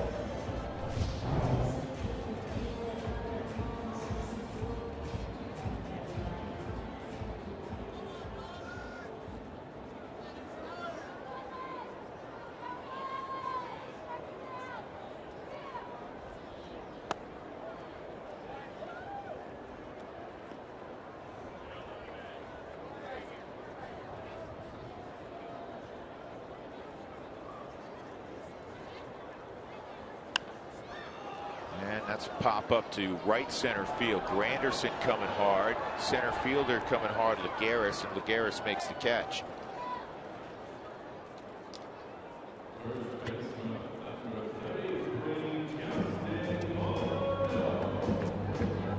Saturday, May 17th is Strikeout Stroke Day. Join the Rockies in their effort to raise awareness of stroke warning signs and the importance of acting fast. All fans entering the ballpark will receive a Rockies Strikeout Stroke magnet.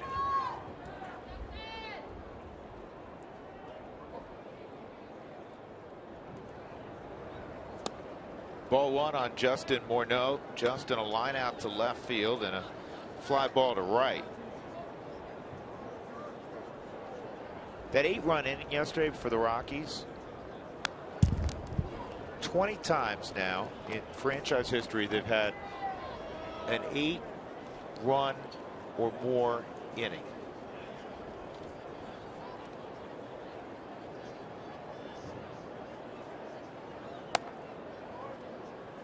The first run scored in that inning was by the home run. The last 4 were scored by a home run, the grand slam. between there. Some singles going first to third.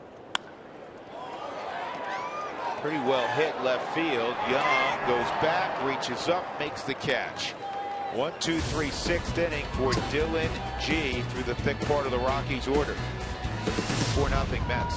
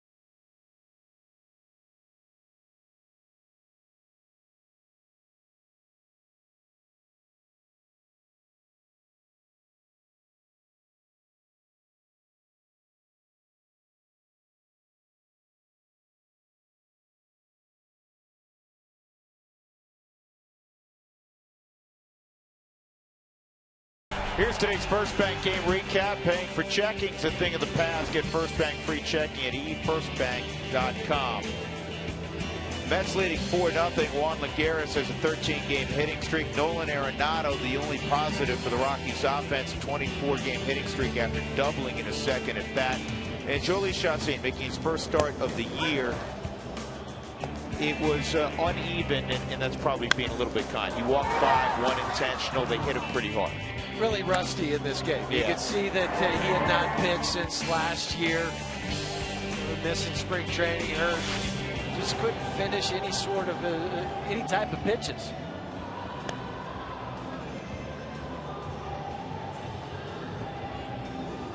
Tommy Kahnle set to begin his second inning of work here in the 7th. Curtis Granderson, Chris Young, Lucas Duda.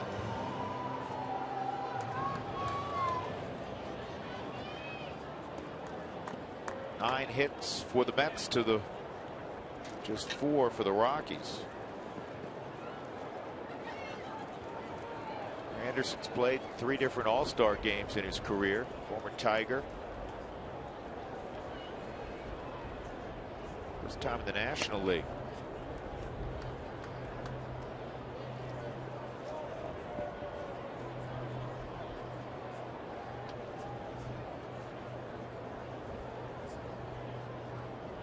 Well, the Mets have lost the first 3 games of this series. Granderson said this earlier, showing signs of removing himself from that season-long funk. He's 7 for 15 in the series. He's driven in some runs also. He's also hit now in 5 straight games. Even his last time up, he hit the ball sharply to second. He does it again here. DJ puts the knee down. You can do that at second base. Yep. Got a little more time.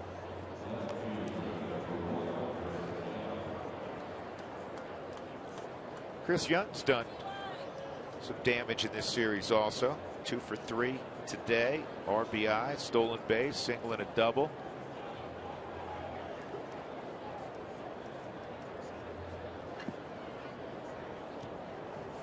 Mets came in just 2 games back of Atlanta, with Atlanta being swept by the Giants. I just look around, and you never know. I mean, again, it's early. I don't see 100-win team in baseball, do you? I don't either. You know, that team that's just far and above everybody else. And it seems like, and the Rockies have been hit hard by injuries, really hard. But it seems like every team in baseball, you open up the paper and you read the transactions, just part of what we do every day, and another name's going down, and typically it's been a pitcher. Where were we in Arizona or LA? We were talking to some scouts about that with the pitching. He said, man, the rash of guys going on the DL, and maybe not only Tommy John but other things. It's just, he says, it's amazing. Yeah, Brett Anderson's going to be down till somewhere, you hope, around the All-Star break. Everything's a guess till that bone heals, and then you can start throwing again. First, you have to get the range of motion back in it.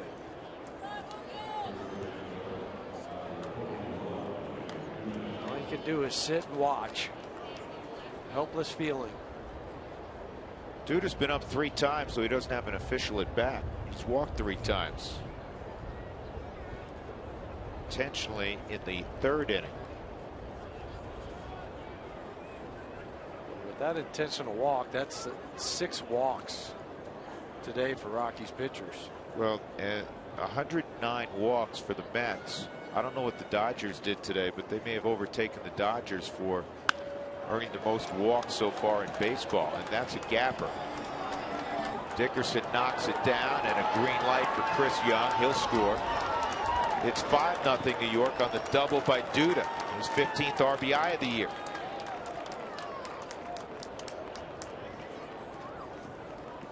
You mentioned the Dodgers come in with 105 walks today. Now, with the walk to Chris Young, sets up the opportunity for Duda to drive him in, and he does that. Well, Duda's going to have a lot of opportunities. Again, Ike Davis was traded on April 18th to the Pirates. So Duda, more or less, is out there every day. He sat him down against one left-handed pitching, but he said that he's going to get more chances to hit off the southpaws. Travis d'Arnaud is 0 for 3. He takes a strike.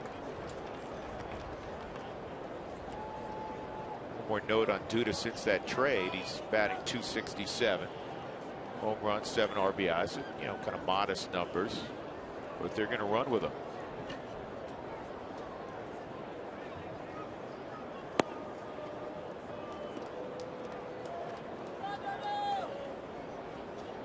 It's a guy next door that was a pretty good first baseman, good fielder, could hit a little bit. Exaggerating, of course. Keith Hernandez was co-MVP of the National League in '79 with St. Louis. Then when he went over to the Mets, helped lead them to the World Series in '86. Tremendous two-way player. Also an actor. A couple appearances on the Seinfeld show. And there he is with Gary Cohen.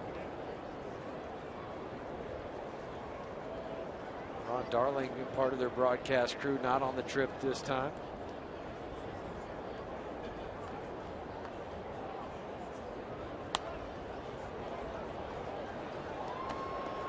D'Arnaud second in the National League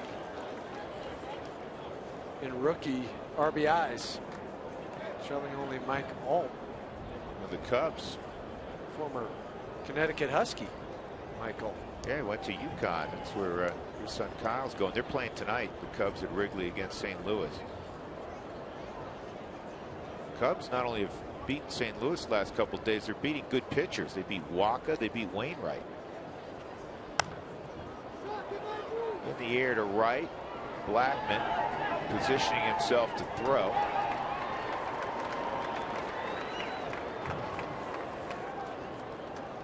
It's a weird tag up from Duda, and weird in the way he had his right foot on the bag instead of his left foot opened up to the outfield where the ball was.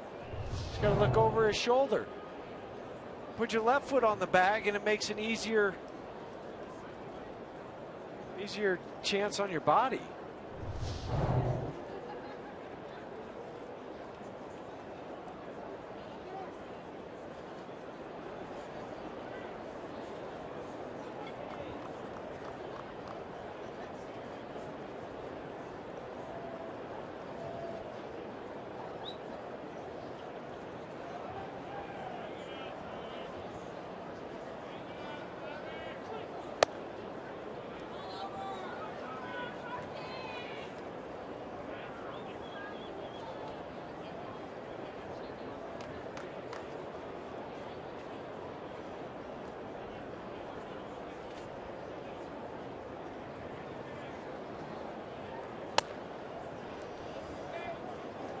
2-0 on Quintanilla.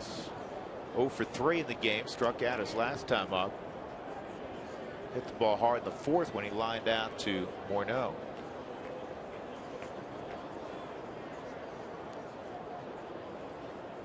Mets are on to Miami after this.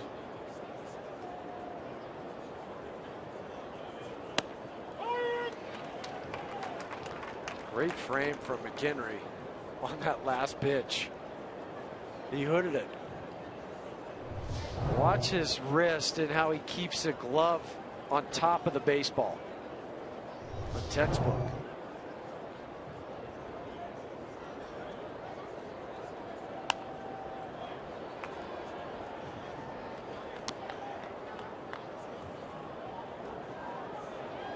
Miami's 13-5, now 14-5 with the victory today at home. And they're scoring a lot of runs, which, yeah, you got Stanton in the middle of the lineup, but they went from the worst offense in the National League to, at least so far, one of the top offenses in the National League. And they got a great pitching staff. Slowly hit to LeMahieu. DJ's got it. And in the inning, the Mets get another run, a walk, and then a double by Lucas Duda. 5-0.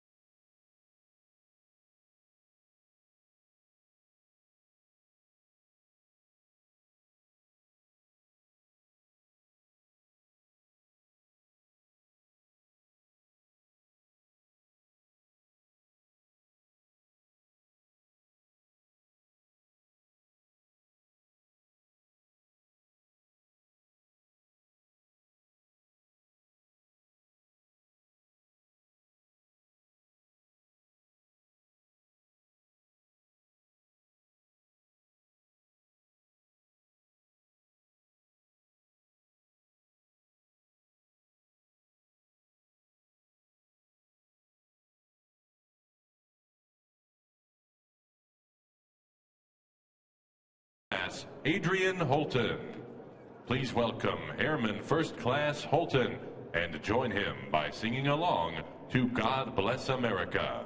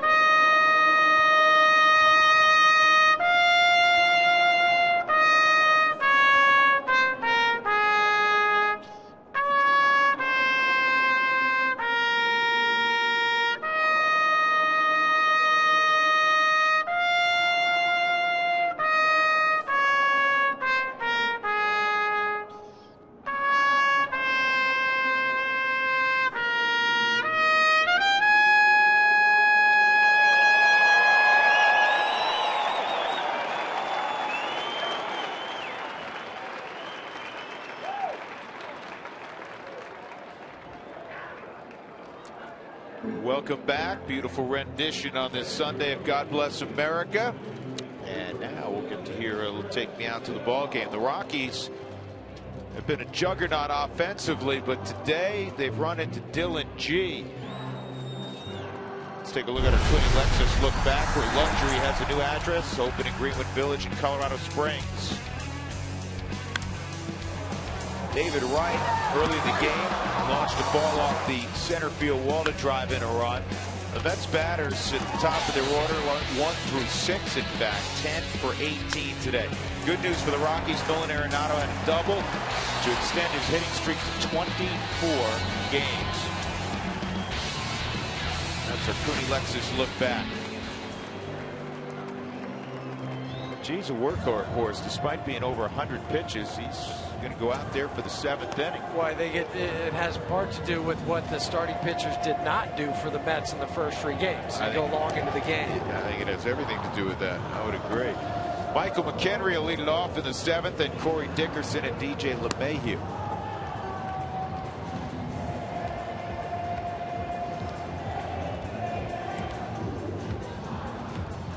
Dylan G, the high total, or the watermark for him this year, was 110 pitches in the outing against Miami in his last start, where he went 8 innings.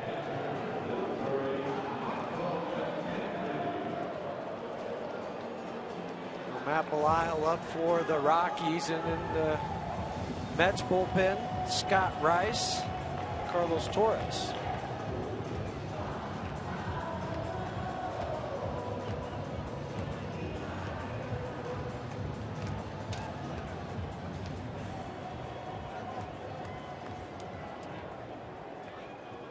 Michael's still looking for that first hit, 0 for 2. His first 2 at bats. Couple punch outs against G, and he starts him out with a slider for a strike. When a pitcher has 4 pitches that he could throw for strikes at any time, and then the second and third time you face him, he doesn't pitch you like he did the first time, it makes it real tough to hit. And that's what G has done today. This has been a pitching clinic.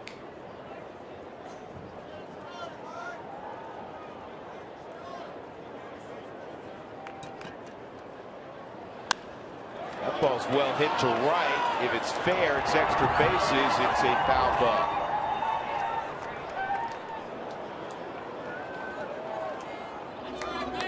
It's off the bat. I'm watching Michael run. The batter will tell you if he thinks it's going to be a fair ball, because he was running hard out of the box. In the last probably 25-30 feet, that took a right turn.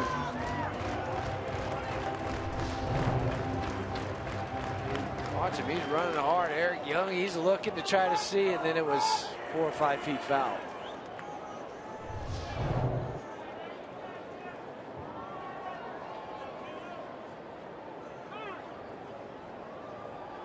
How good's Dylan G been?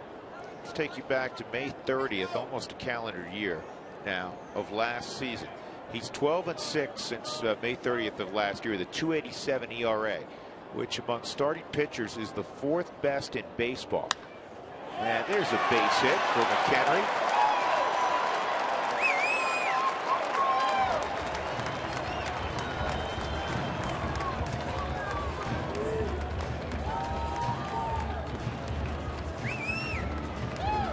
Thought he had a base hit to right field 2 swings ago, but this time he does. When we talk about getting on top of a baseball, Michael did. Shoots it to right.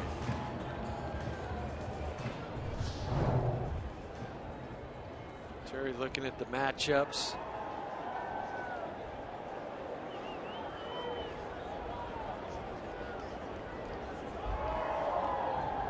Corey's 1 for 2. We didn't mention it, but you know who got up and pitched earlier today? Probably Matsuzaku. Daisuke got up. He's pitched in the bullpen in every game, and then in the actual contest yesterday, he threw 40 pitches. Probably pitched at least a complete game, if not 2 out there. Didn't have his hat on though. So I've got to figure it out. If there's no hat on, it's just practice. Yeah, he's just warming up, just getting loose. That's what he did on the on-deck circle. Didn't have his cap on there until he went to the plate.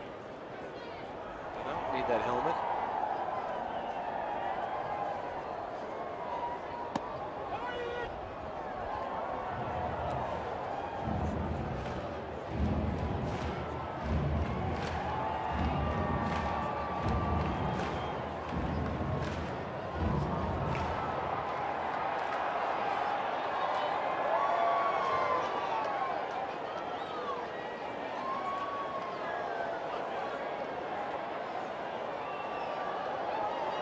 Rockies still have 9 outs to work with, and that's got to drop. It will. Dickerson's second hit, and that'll bring up LeMahieu. I wonder if Terry Collins will make a move here. He's coming out. The right-hander.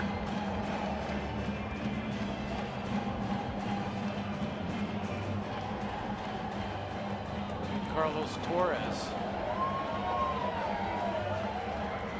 So the former Rocky Carlos Torres will be on here in the 7th. 2 singles to start the 7th for Colorado.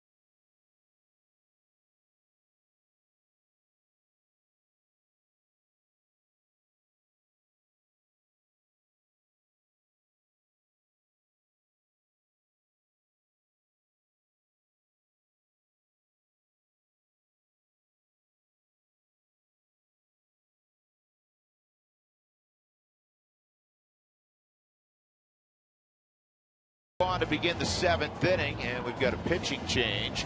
Join Root Sports and the Rockies for a great cause. Batter Up for Kids. Pick your favorite Rockies player to back, and for every hit they get, a monetary donation is made to Children's Hospital and Special Olympics Colorado. Go to Rockies.com/batterup to sign up and to track your favorite player. Rockies hoping for the sweep, but it's been all Mets this afternoon. They got 4 runs off Jhoulys Chacín. They got another one off of Tommy Kahnle.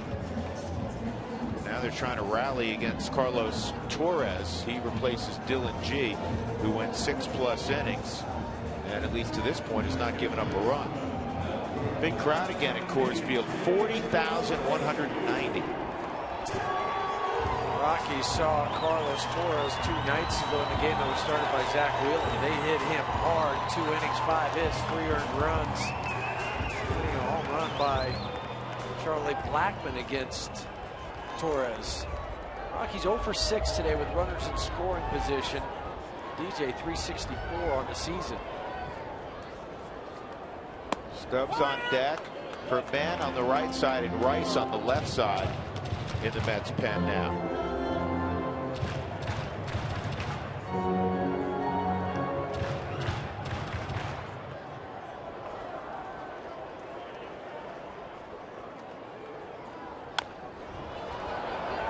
Slowly hit to short, and the Mets get the out at first as Quintanilla throws out LeMahieu.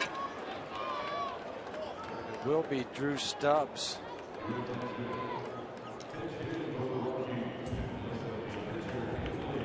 Thinking, why not Ryan Wheeler? So that would mean they'd bring in Scott Rice. They'd have back-to-back left-handers. He could do it with only one left-hander out in the pen for Terry Collins. And He has to decide when he wants to use them. Would it be for Blackmon or maybe Carlos Gonzalez, Justin Morneau, and that's why you put a right-hander up here. Good point. Stubbs takes a strike on the inside corner.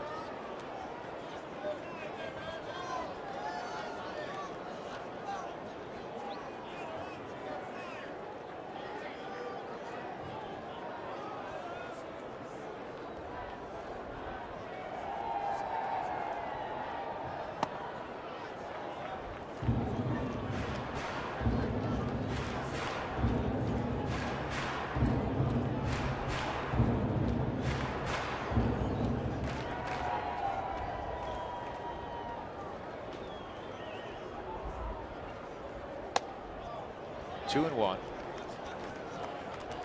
Rockies in the pinch this year, the best in the National League by a ton. Stubbs overall is 9 for his last 20. He's been hitting righties, just under 270 so far this year.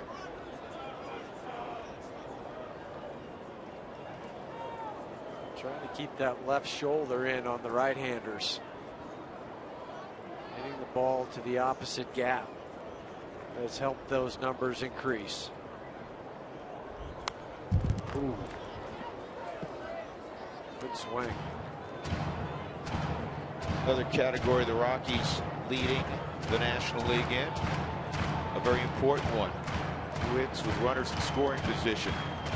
The Rockies 44 points higher than Miami. Miami's done a good job. 309 batting average. Trying to get back in it, down 5-0, 1 out, 2 in scoring position here. 2-2 on Stubbs against Carlos Torres. And he swings through a slider, 2 outs. With that strikeout, Terry Collins will bounce out of the dugout to go to the left-hander for Blackmon. Backup slider. Everything up and in to Drew Stubbs. Anticipating it breaking more, and it didn't. It's with the strikeout.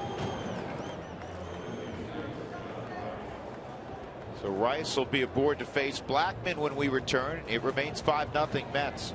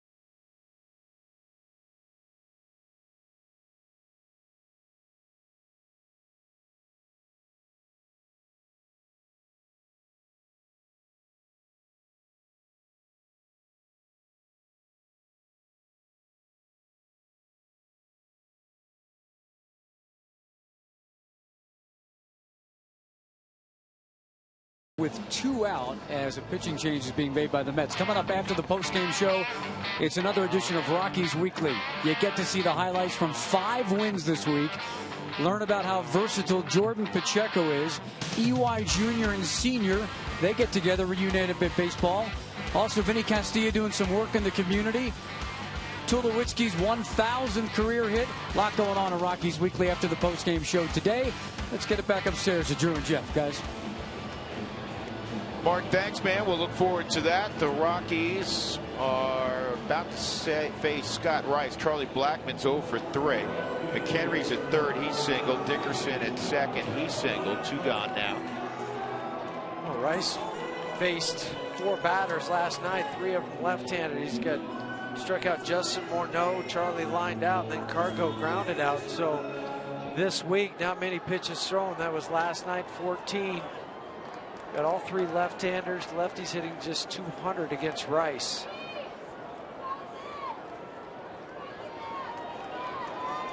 Tough to pick up the ball from this left-hander. 32-year-old Scott Rice, an 89-mile-an-hour pitch in there for a strike.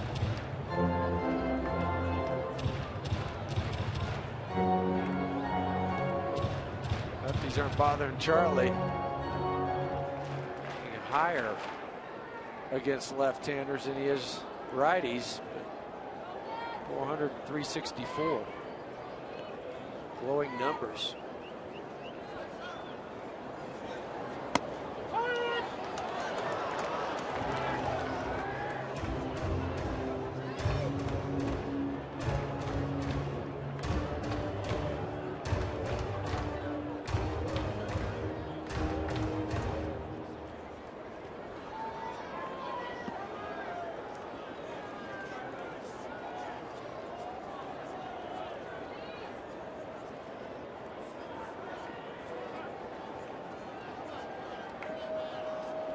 Two-strike count on Charlie. They called for a slider, shook off, went to a fastball, shook that off, went back to the slider.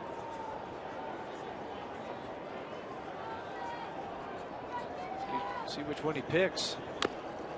Off his foot. Picked an alley.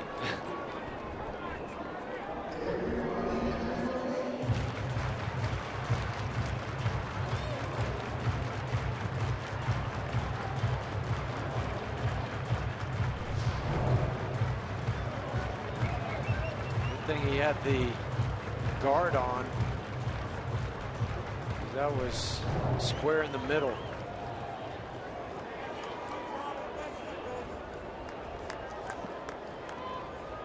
It's nice when it goes from the mid part of your foot up part of the shin. In the air to shallow center field, but it'll be hauled in by Lagares. So the Rockies had 2 on to begin the inning, and they could not produce a run. We'll go to the 8th, still 5-0.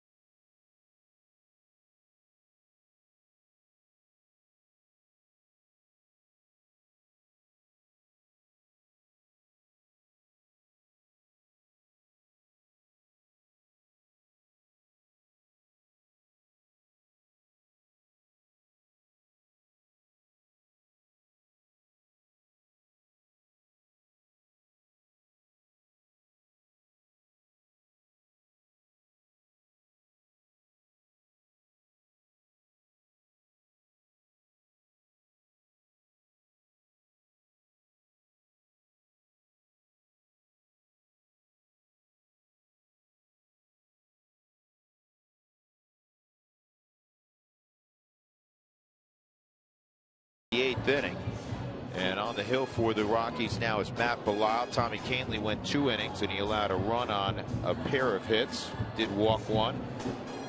Didn't strike anybody out. Jolie Chacin has the hook. He went 5 innings, 4 runs, 8 hits, 5 walks, 1 intentional, 4 strikeouts. Ball's been coming out of Belisle's hand much better his last 2 outings. Well, that's why the last 2 outings, 2 innings, just 1 hit, 3 strikeouts. And we've seen 93 to 95 out of the hand of Matt the last 2 times with a power slider again.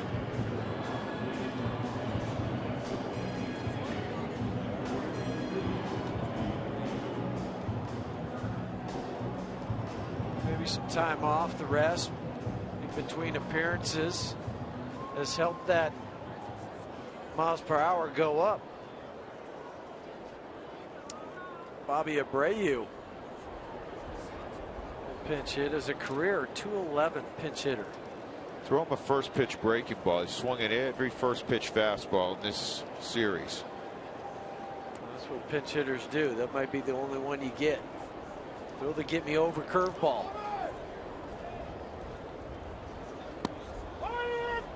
Well, it went fastball and he didn't swing at it.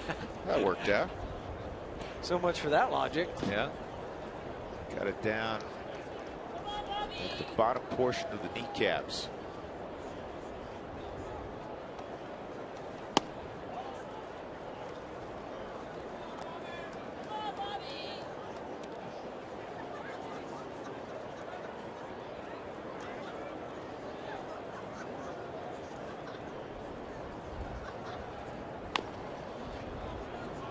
The second guy who's done exactly that. Blackman did that last inning, off his leg and a roller right to the second baseman. Difference was Charlie had the guard on his foot. Abreu doesn't.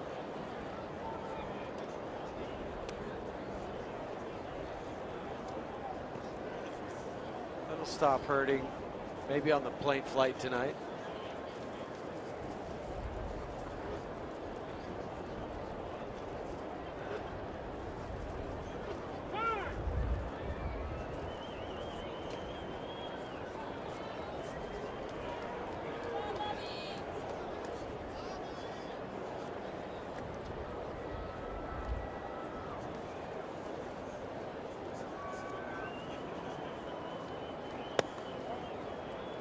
Doug handed me a note on Abreu where we were talking about him always stealing a lot of bases. He's one of 22 players all time who's hit more than 250 home runs and also has more than 250 stolen bases. And he's got over 560 doubles. Arenado makes the catch, 1 out.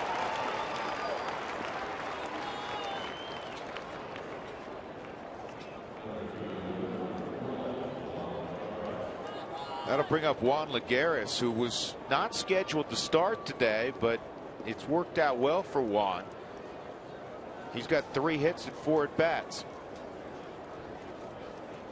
Usually not that way, because mentally when you see your name not in the lineup, I don't want to say you have a different mindset. But for him, it hadn't affected him. 3 knocks. Not that time.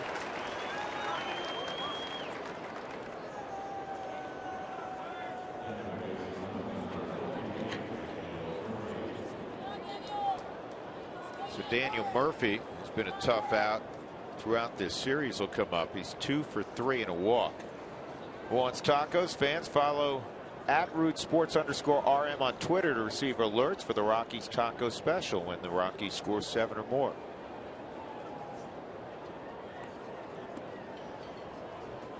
Again, this is the 5th time this year the Rockies have had an opportunity to sweep a team, and they're 0 for 4. And obviously, unless they turn this thing around, they're going to be 0 for 5. Good inning from Matt Belisle. Mets up 5-0. We're heading to the bottom of the 8th.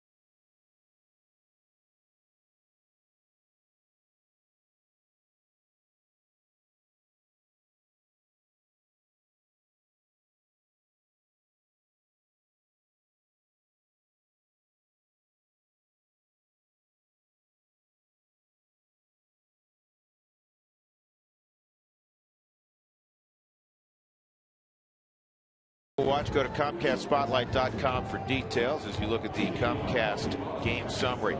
Not much offense for the Rockies. Couple chances to score, could not get a key hit. Dylan G pitched very well through 113 pitches and shutting out the Rockies over 6+ innings. And it was not a stellar performance for Jhoulys Chacín. Didn't look like himself in his first outing of the year. I thought Jeff described it best when he said he looked rusty. Yeah, and just not the velocity. It was 86, maybe 87 coming out of the hand for Chacín. But now he knows what he needs to work on in between starts in his next side session. Keep building the arm strength. Jeurys Familia is in the ball game. Rockies have faced him twice in this series. Charlie Culberson, Carlos Gonzalez, Nolan Arenado against Familia. Mid-90s fastball for Familia. He's not allowed to run his last 4 outings. Fastball, slider. San Cristobal in the Dominican Republic.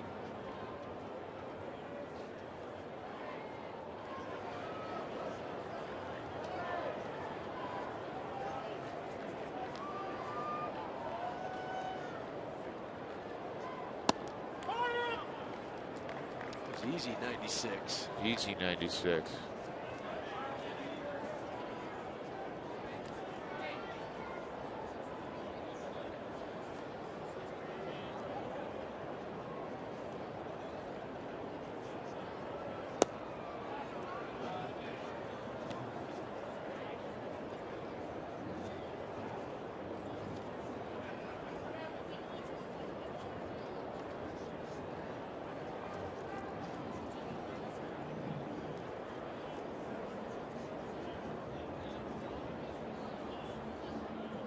One and one on Culberson. That's unbelievable. That's the third time the same thing's happened in the last inning. 2 by Rockies, 1 by a Met.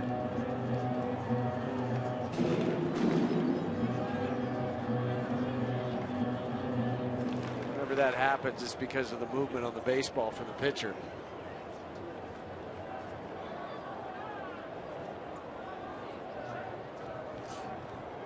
Rockies trying to get to 7 games above 500. Third week of April of last year, the last time they were 7 over 500.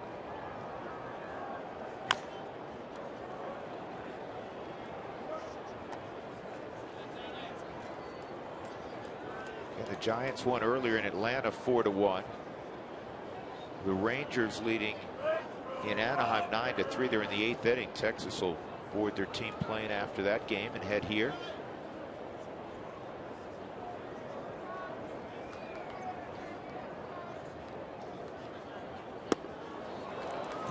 One out.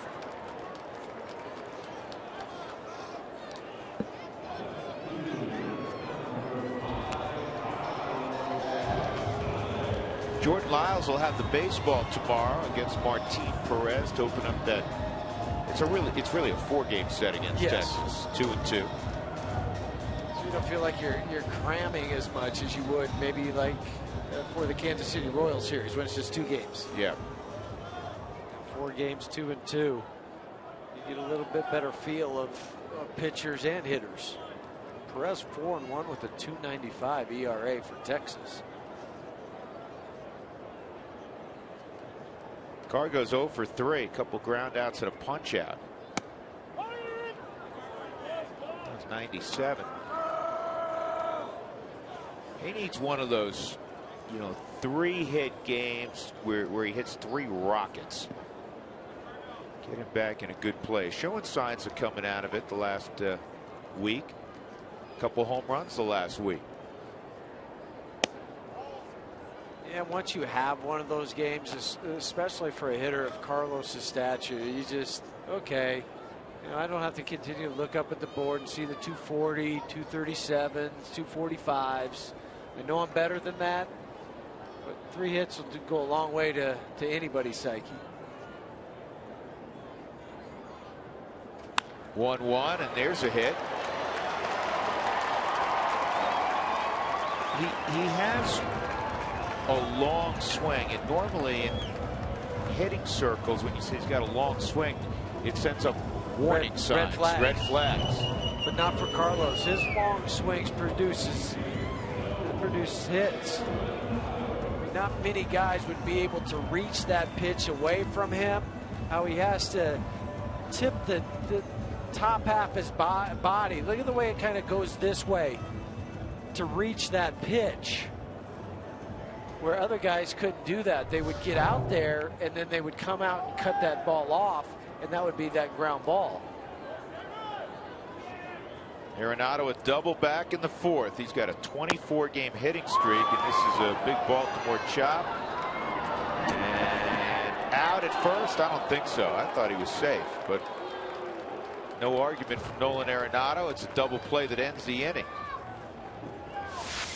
6-3 on that turn.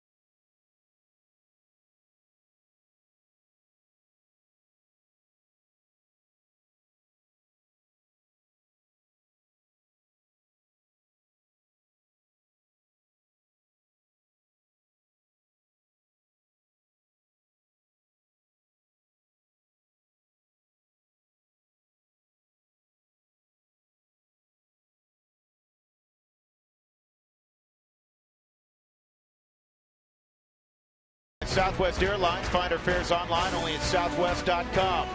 By AT&T, mobilizing your world. By Wells Fargo. Wells Fargo customers get your 2-for-1 Rockies club level tickets today by going to wellsfargo.com/Rockies. And by StubHub. Hey, fans want to be here in person next time your Rockies take the field. Just head to StubHub and choose your seats today.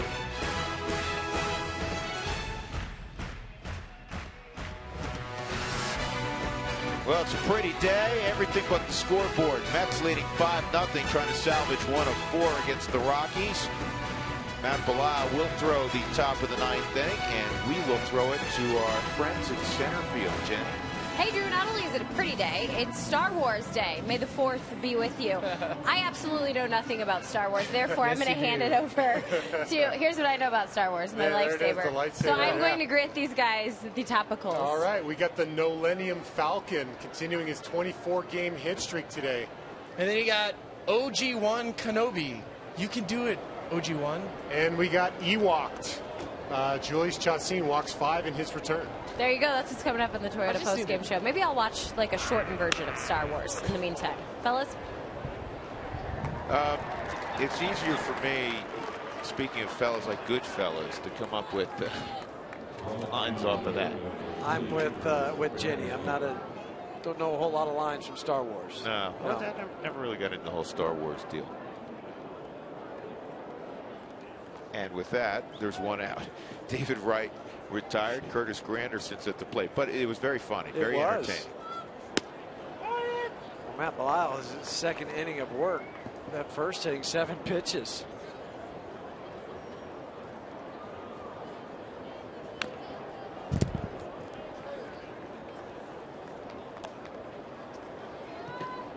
Two strikes on Granderson.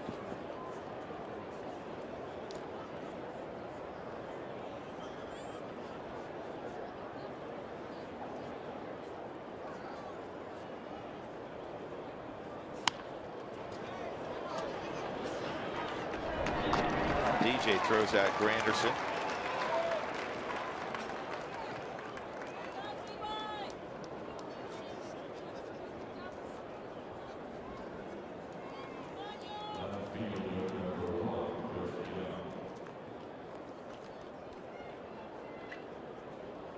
Chris Young, couple hits, single and a double, also a walk.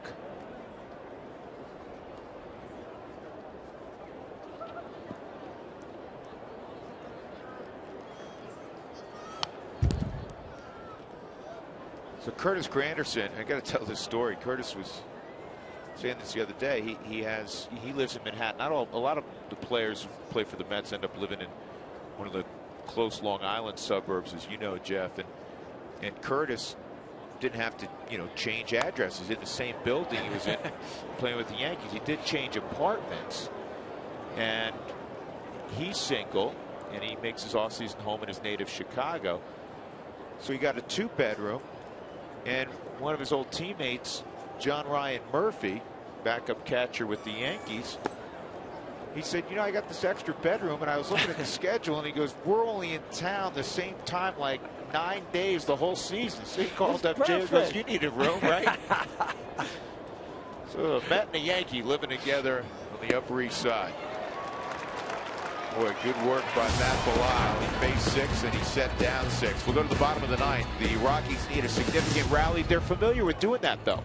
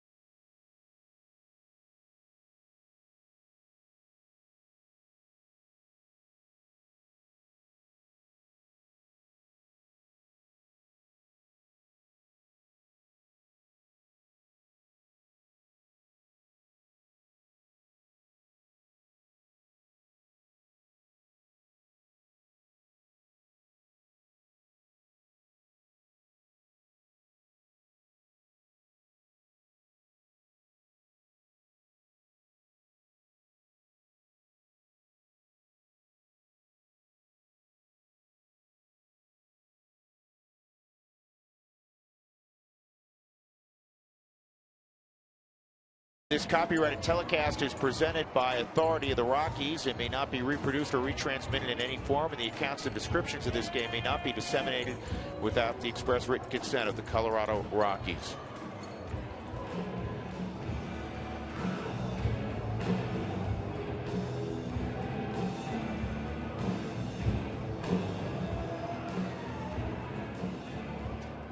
Miller staying in the game. There's 9 pitches the last half inning. Sure, they want to go back to Farnsworth again.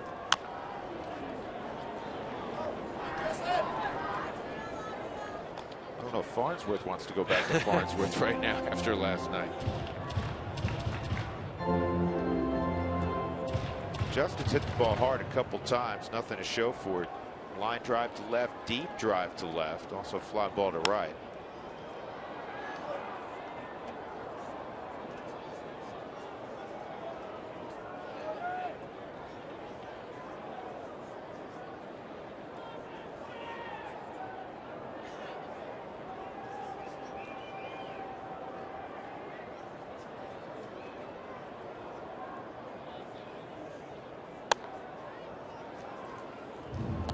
One and two on Justin.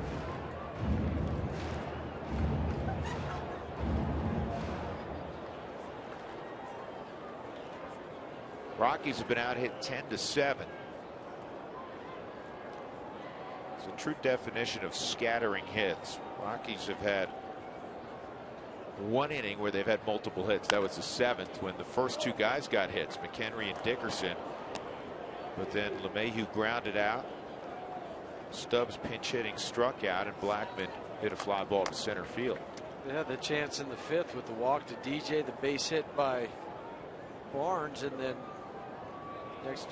next two guys couldn't do it.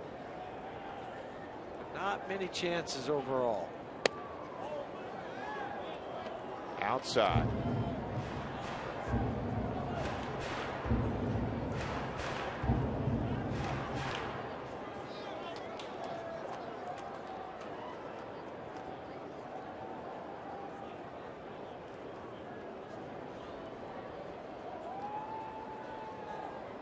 And this ball's hit to deep right, and it is gone.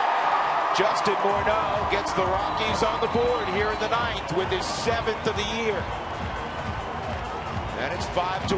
And that's how the 5th inning started last night. With the solo home run by the leadoff hitter. Last night, Ryan Wheeler. Today, Justin Morneau, 7th. Big fly. He goes down. Takes the top hand off the bat. Remember, Fred McGriff used to have the helicopter swing with just the one hand, and that was a mini version of it.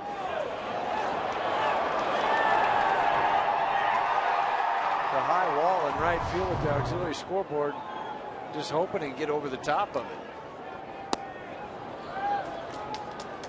Swinging strike on Michael McHenry, who had a single his last time up. Michael's 1 for 3. Dice K. Now he got a hat. He has a hat on. So this is serious.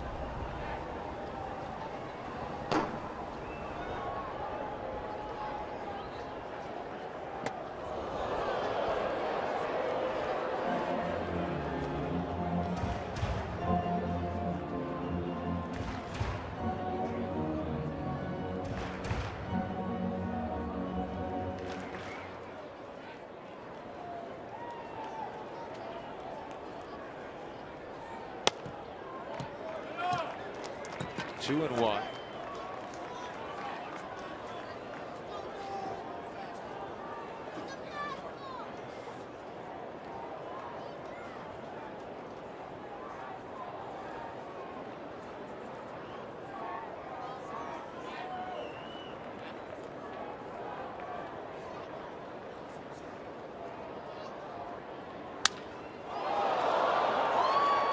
Bat went farther than the baseball, 1 out. Barrel ended in the outfield. You got to see this finish today in Miami. 4-4 game in the 9th. Our old friend Jeff Baker, the former Rocky, drives one to the wall. Look at Yasiel Puig. What an effort. Didn't work out for Puig. It worked out for Miami. Walk-off base hit for Jeff Baker. And Puig. Watch his head and shoulder go into that padding. Yeah, wow. And that hit his head. That is scary. And afterward, he passed the concussion test. Ooh. Man, he's going to be sore. Thankfully, he passed the concussion test, and he's listed as day-to-day. He is absolutely fearless, man. Did you see how high up in the air he got? That'll earn your teammates respect. You talk about him in so many ways that are negative, but that's a positive one, even though he didn't catch it.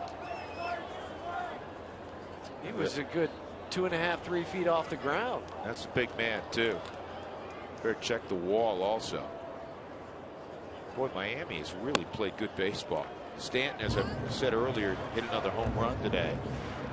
They improved to 16 and 15 with that walk-off victory. 14 and 5 at home. And the Rockies know that. I mean, the Rockies started the season there, lost 3 of 4.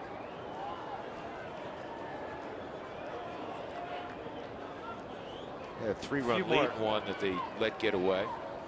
2-0 on Dickerson. Corey's got 2 hits today.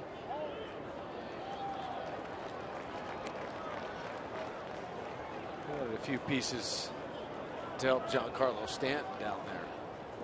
Casey McGee being one of them.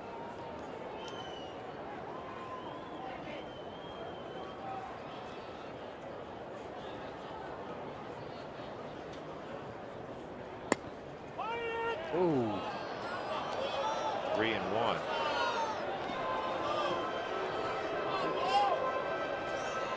That's the 4th strike zone. It just didn't look like it was a strike.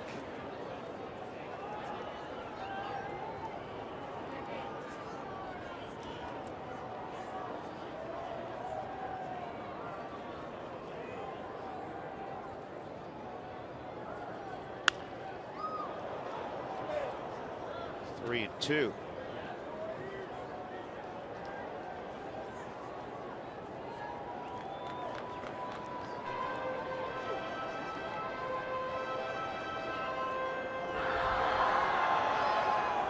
DJ will be next.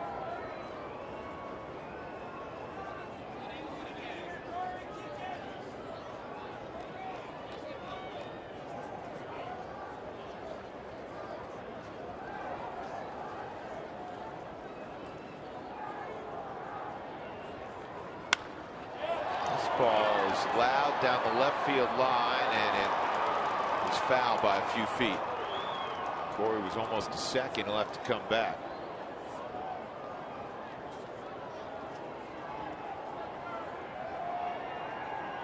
They're playing Corey to left field in a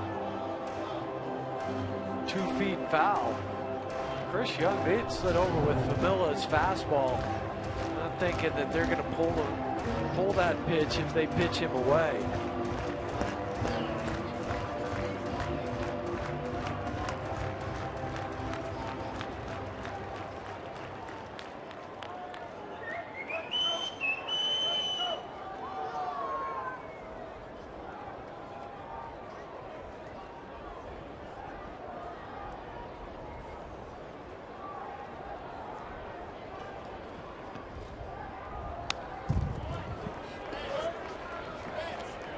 There's a little battle going on here.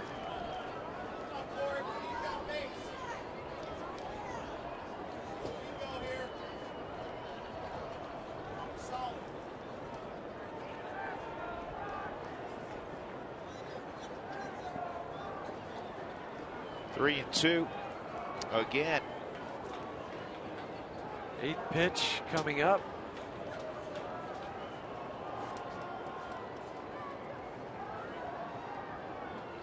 And Dickerson again lines it foul and out of play. They get 9th pitch coming up. Think of what the extra outfielder has done this year for the Rockies, and especially in the absence of Michael Kadire, who got off, some probably have forgotten, Michael got off to a fabulous start. They're still hitting .317, 3 home runs, 10 RBIs, and 60 at bats for Kadire. Dickerson, Barnes, and Stubbs have all had their moments. In fact, a lot of them are hitting .344 since Cuddy went down. Center field, Lagares has it. They produced 9 RBIs, and even though Michael is killing him to not be out there, one thing that's made it easier is the club is 11-4 in his absence. Rockies down to their final out, trailing 5-1. DJ LeMahieu coming up. Ryan Wheeler's come out on deck. And I think, had the Rockies gotten the tying run to the plate, they would have strutted out Tulowitzki. Yeah, but you don't do that there. You would save him for later on in the game. Yep.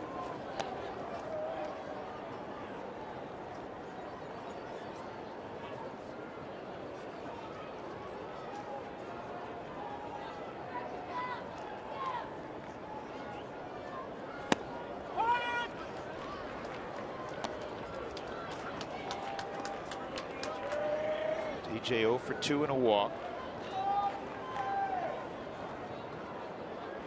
Troy's got a bat, but no hard hat.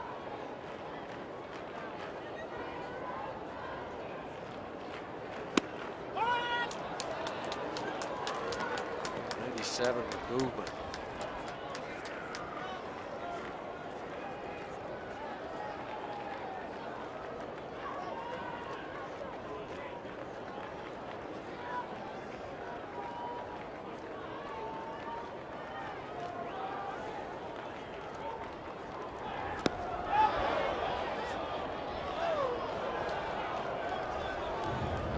Hold your breath moment. Yes, it was. Hold on. You're holding your breath. You feel like you checked your swing, but a lot of body, that'll give it away. They appeal, and that was the right call.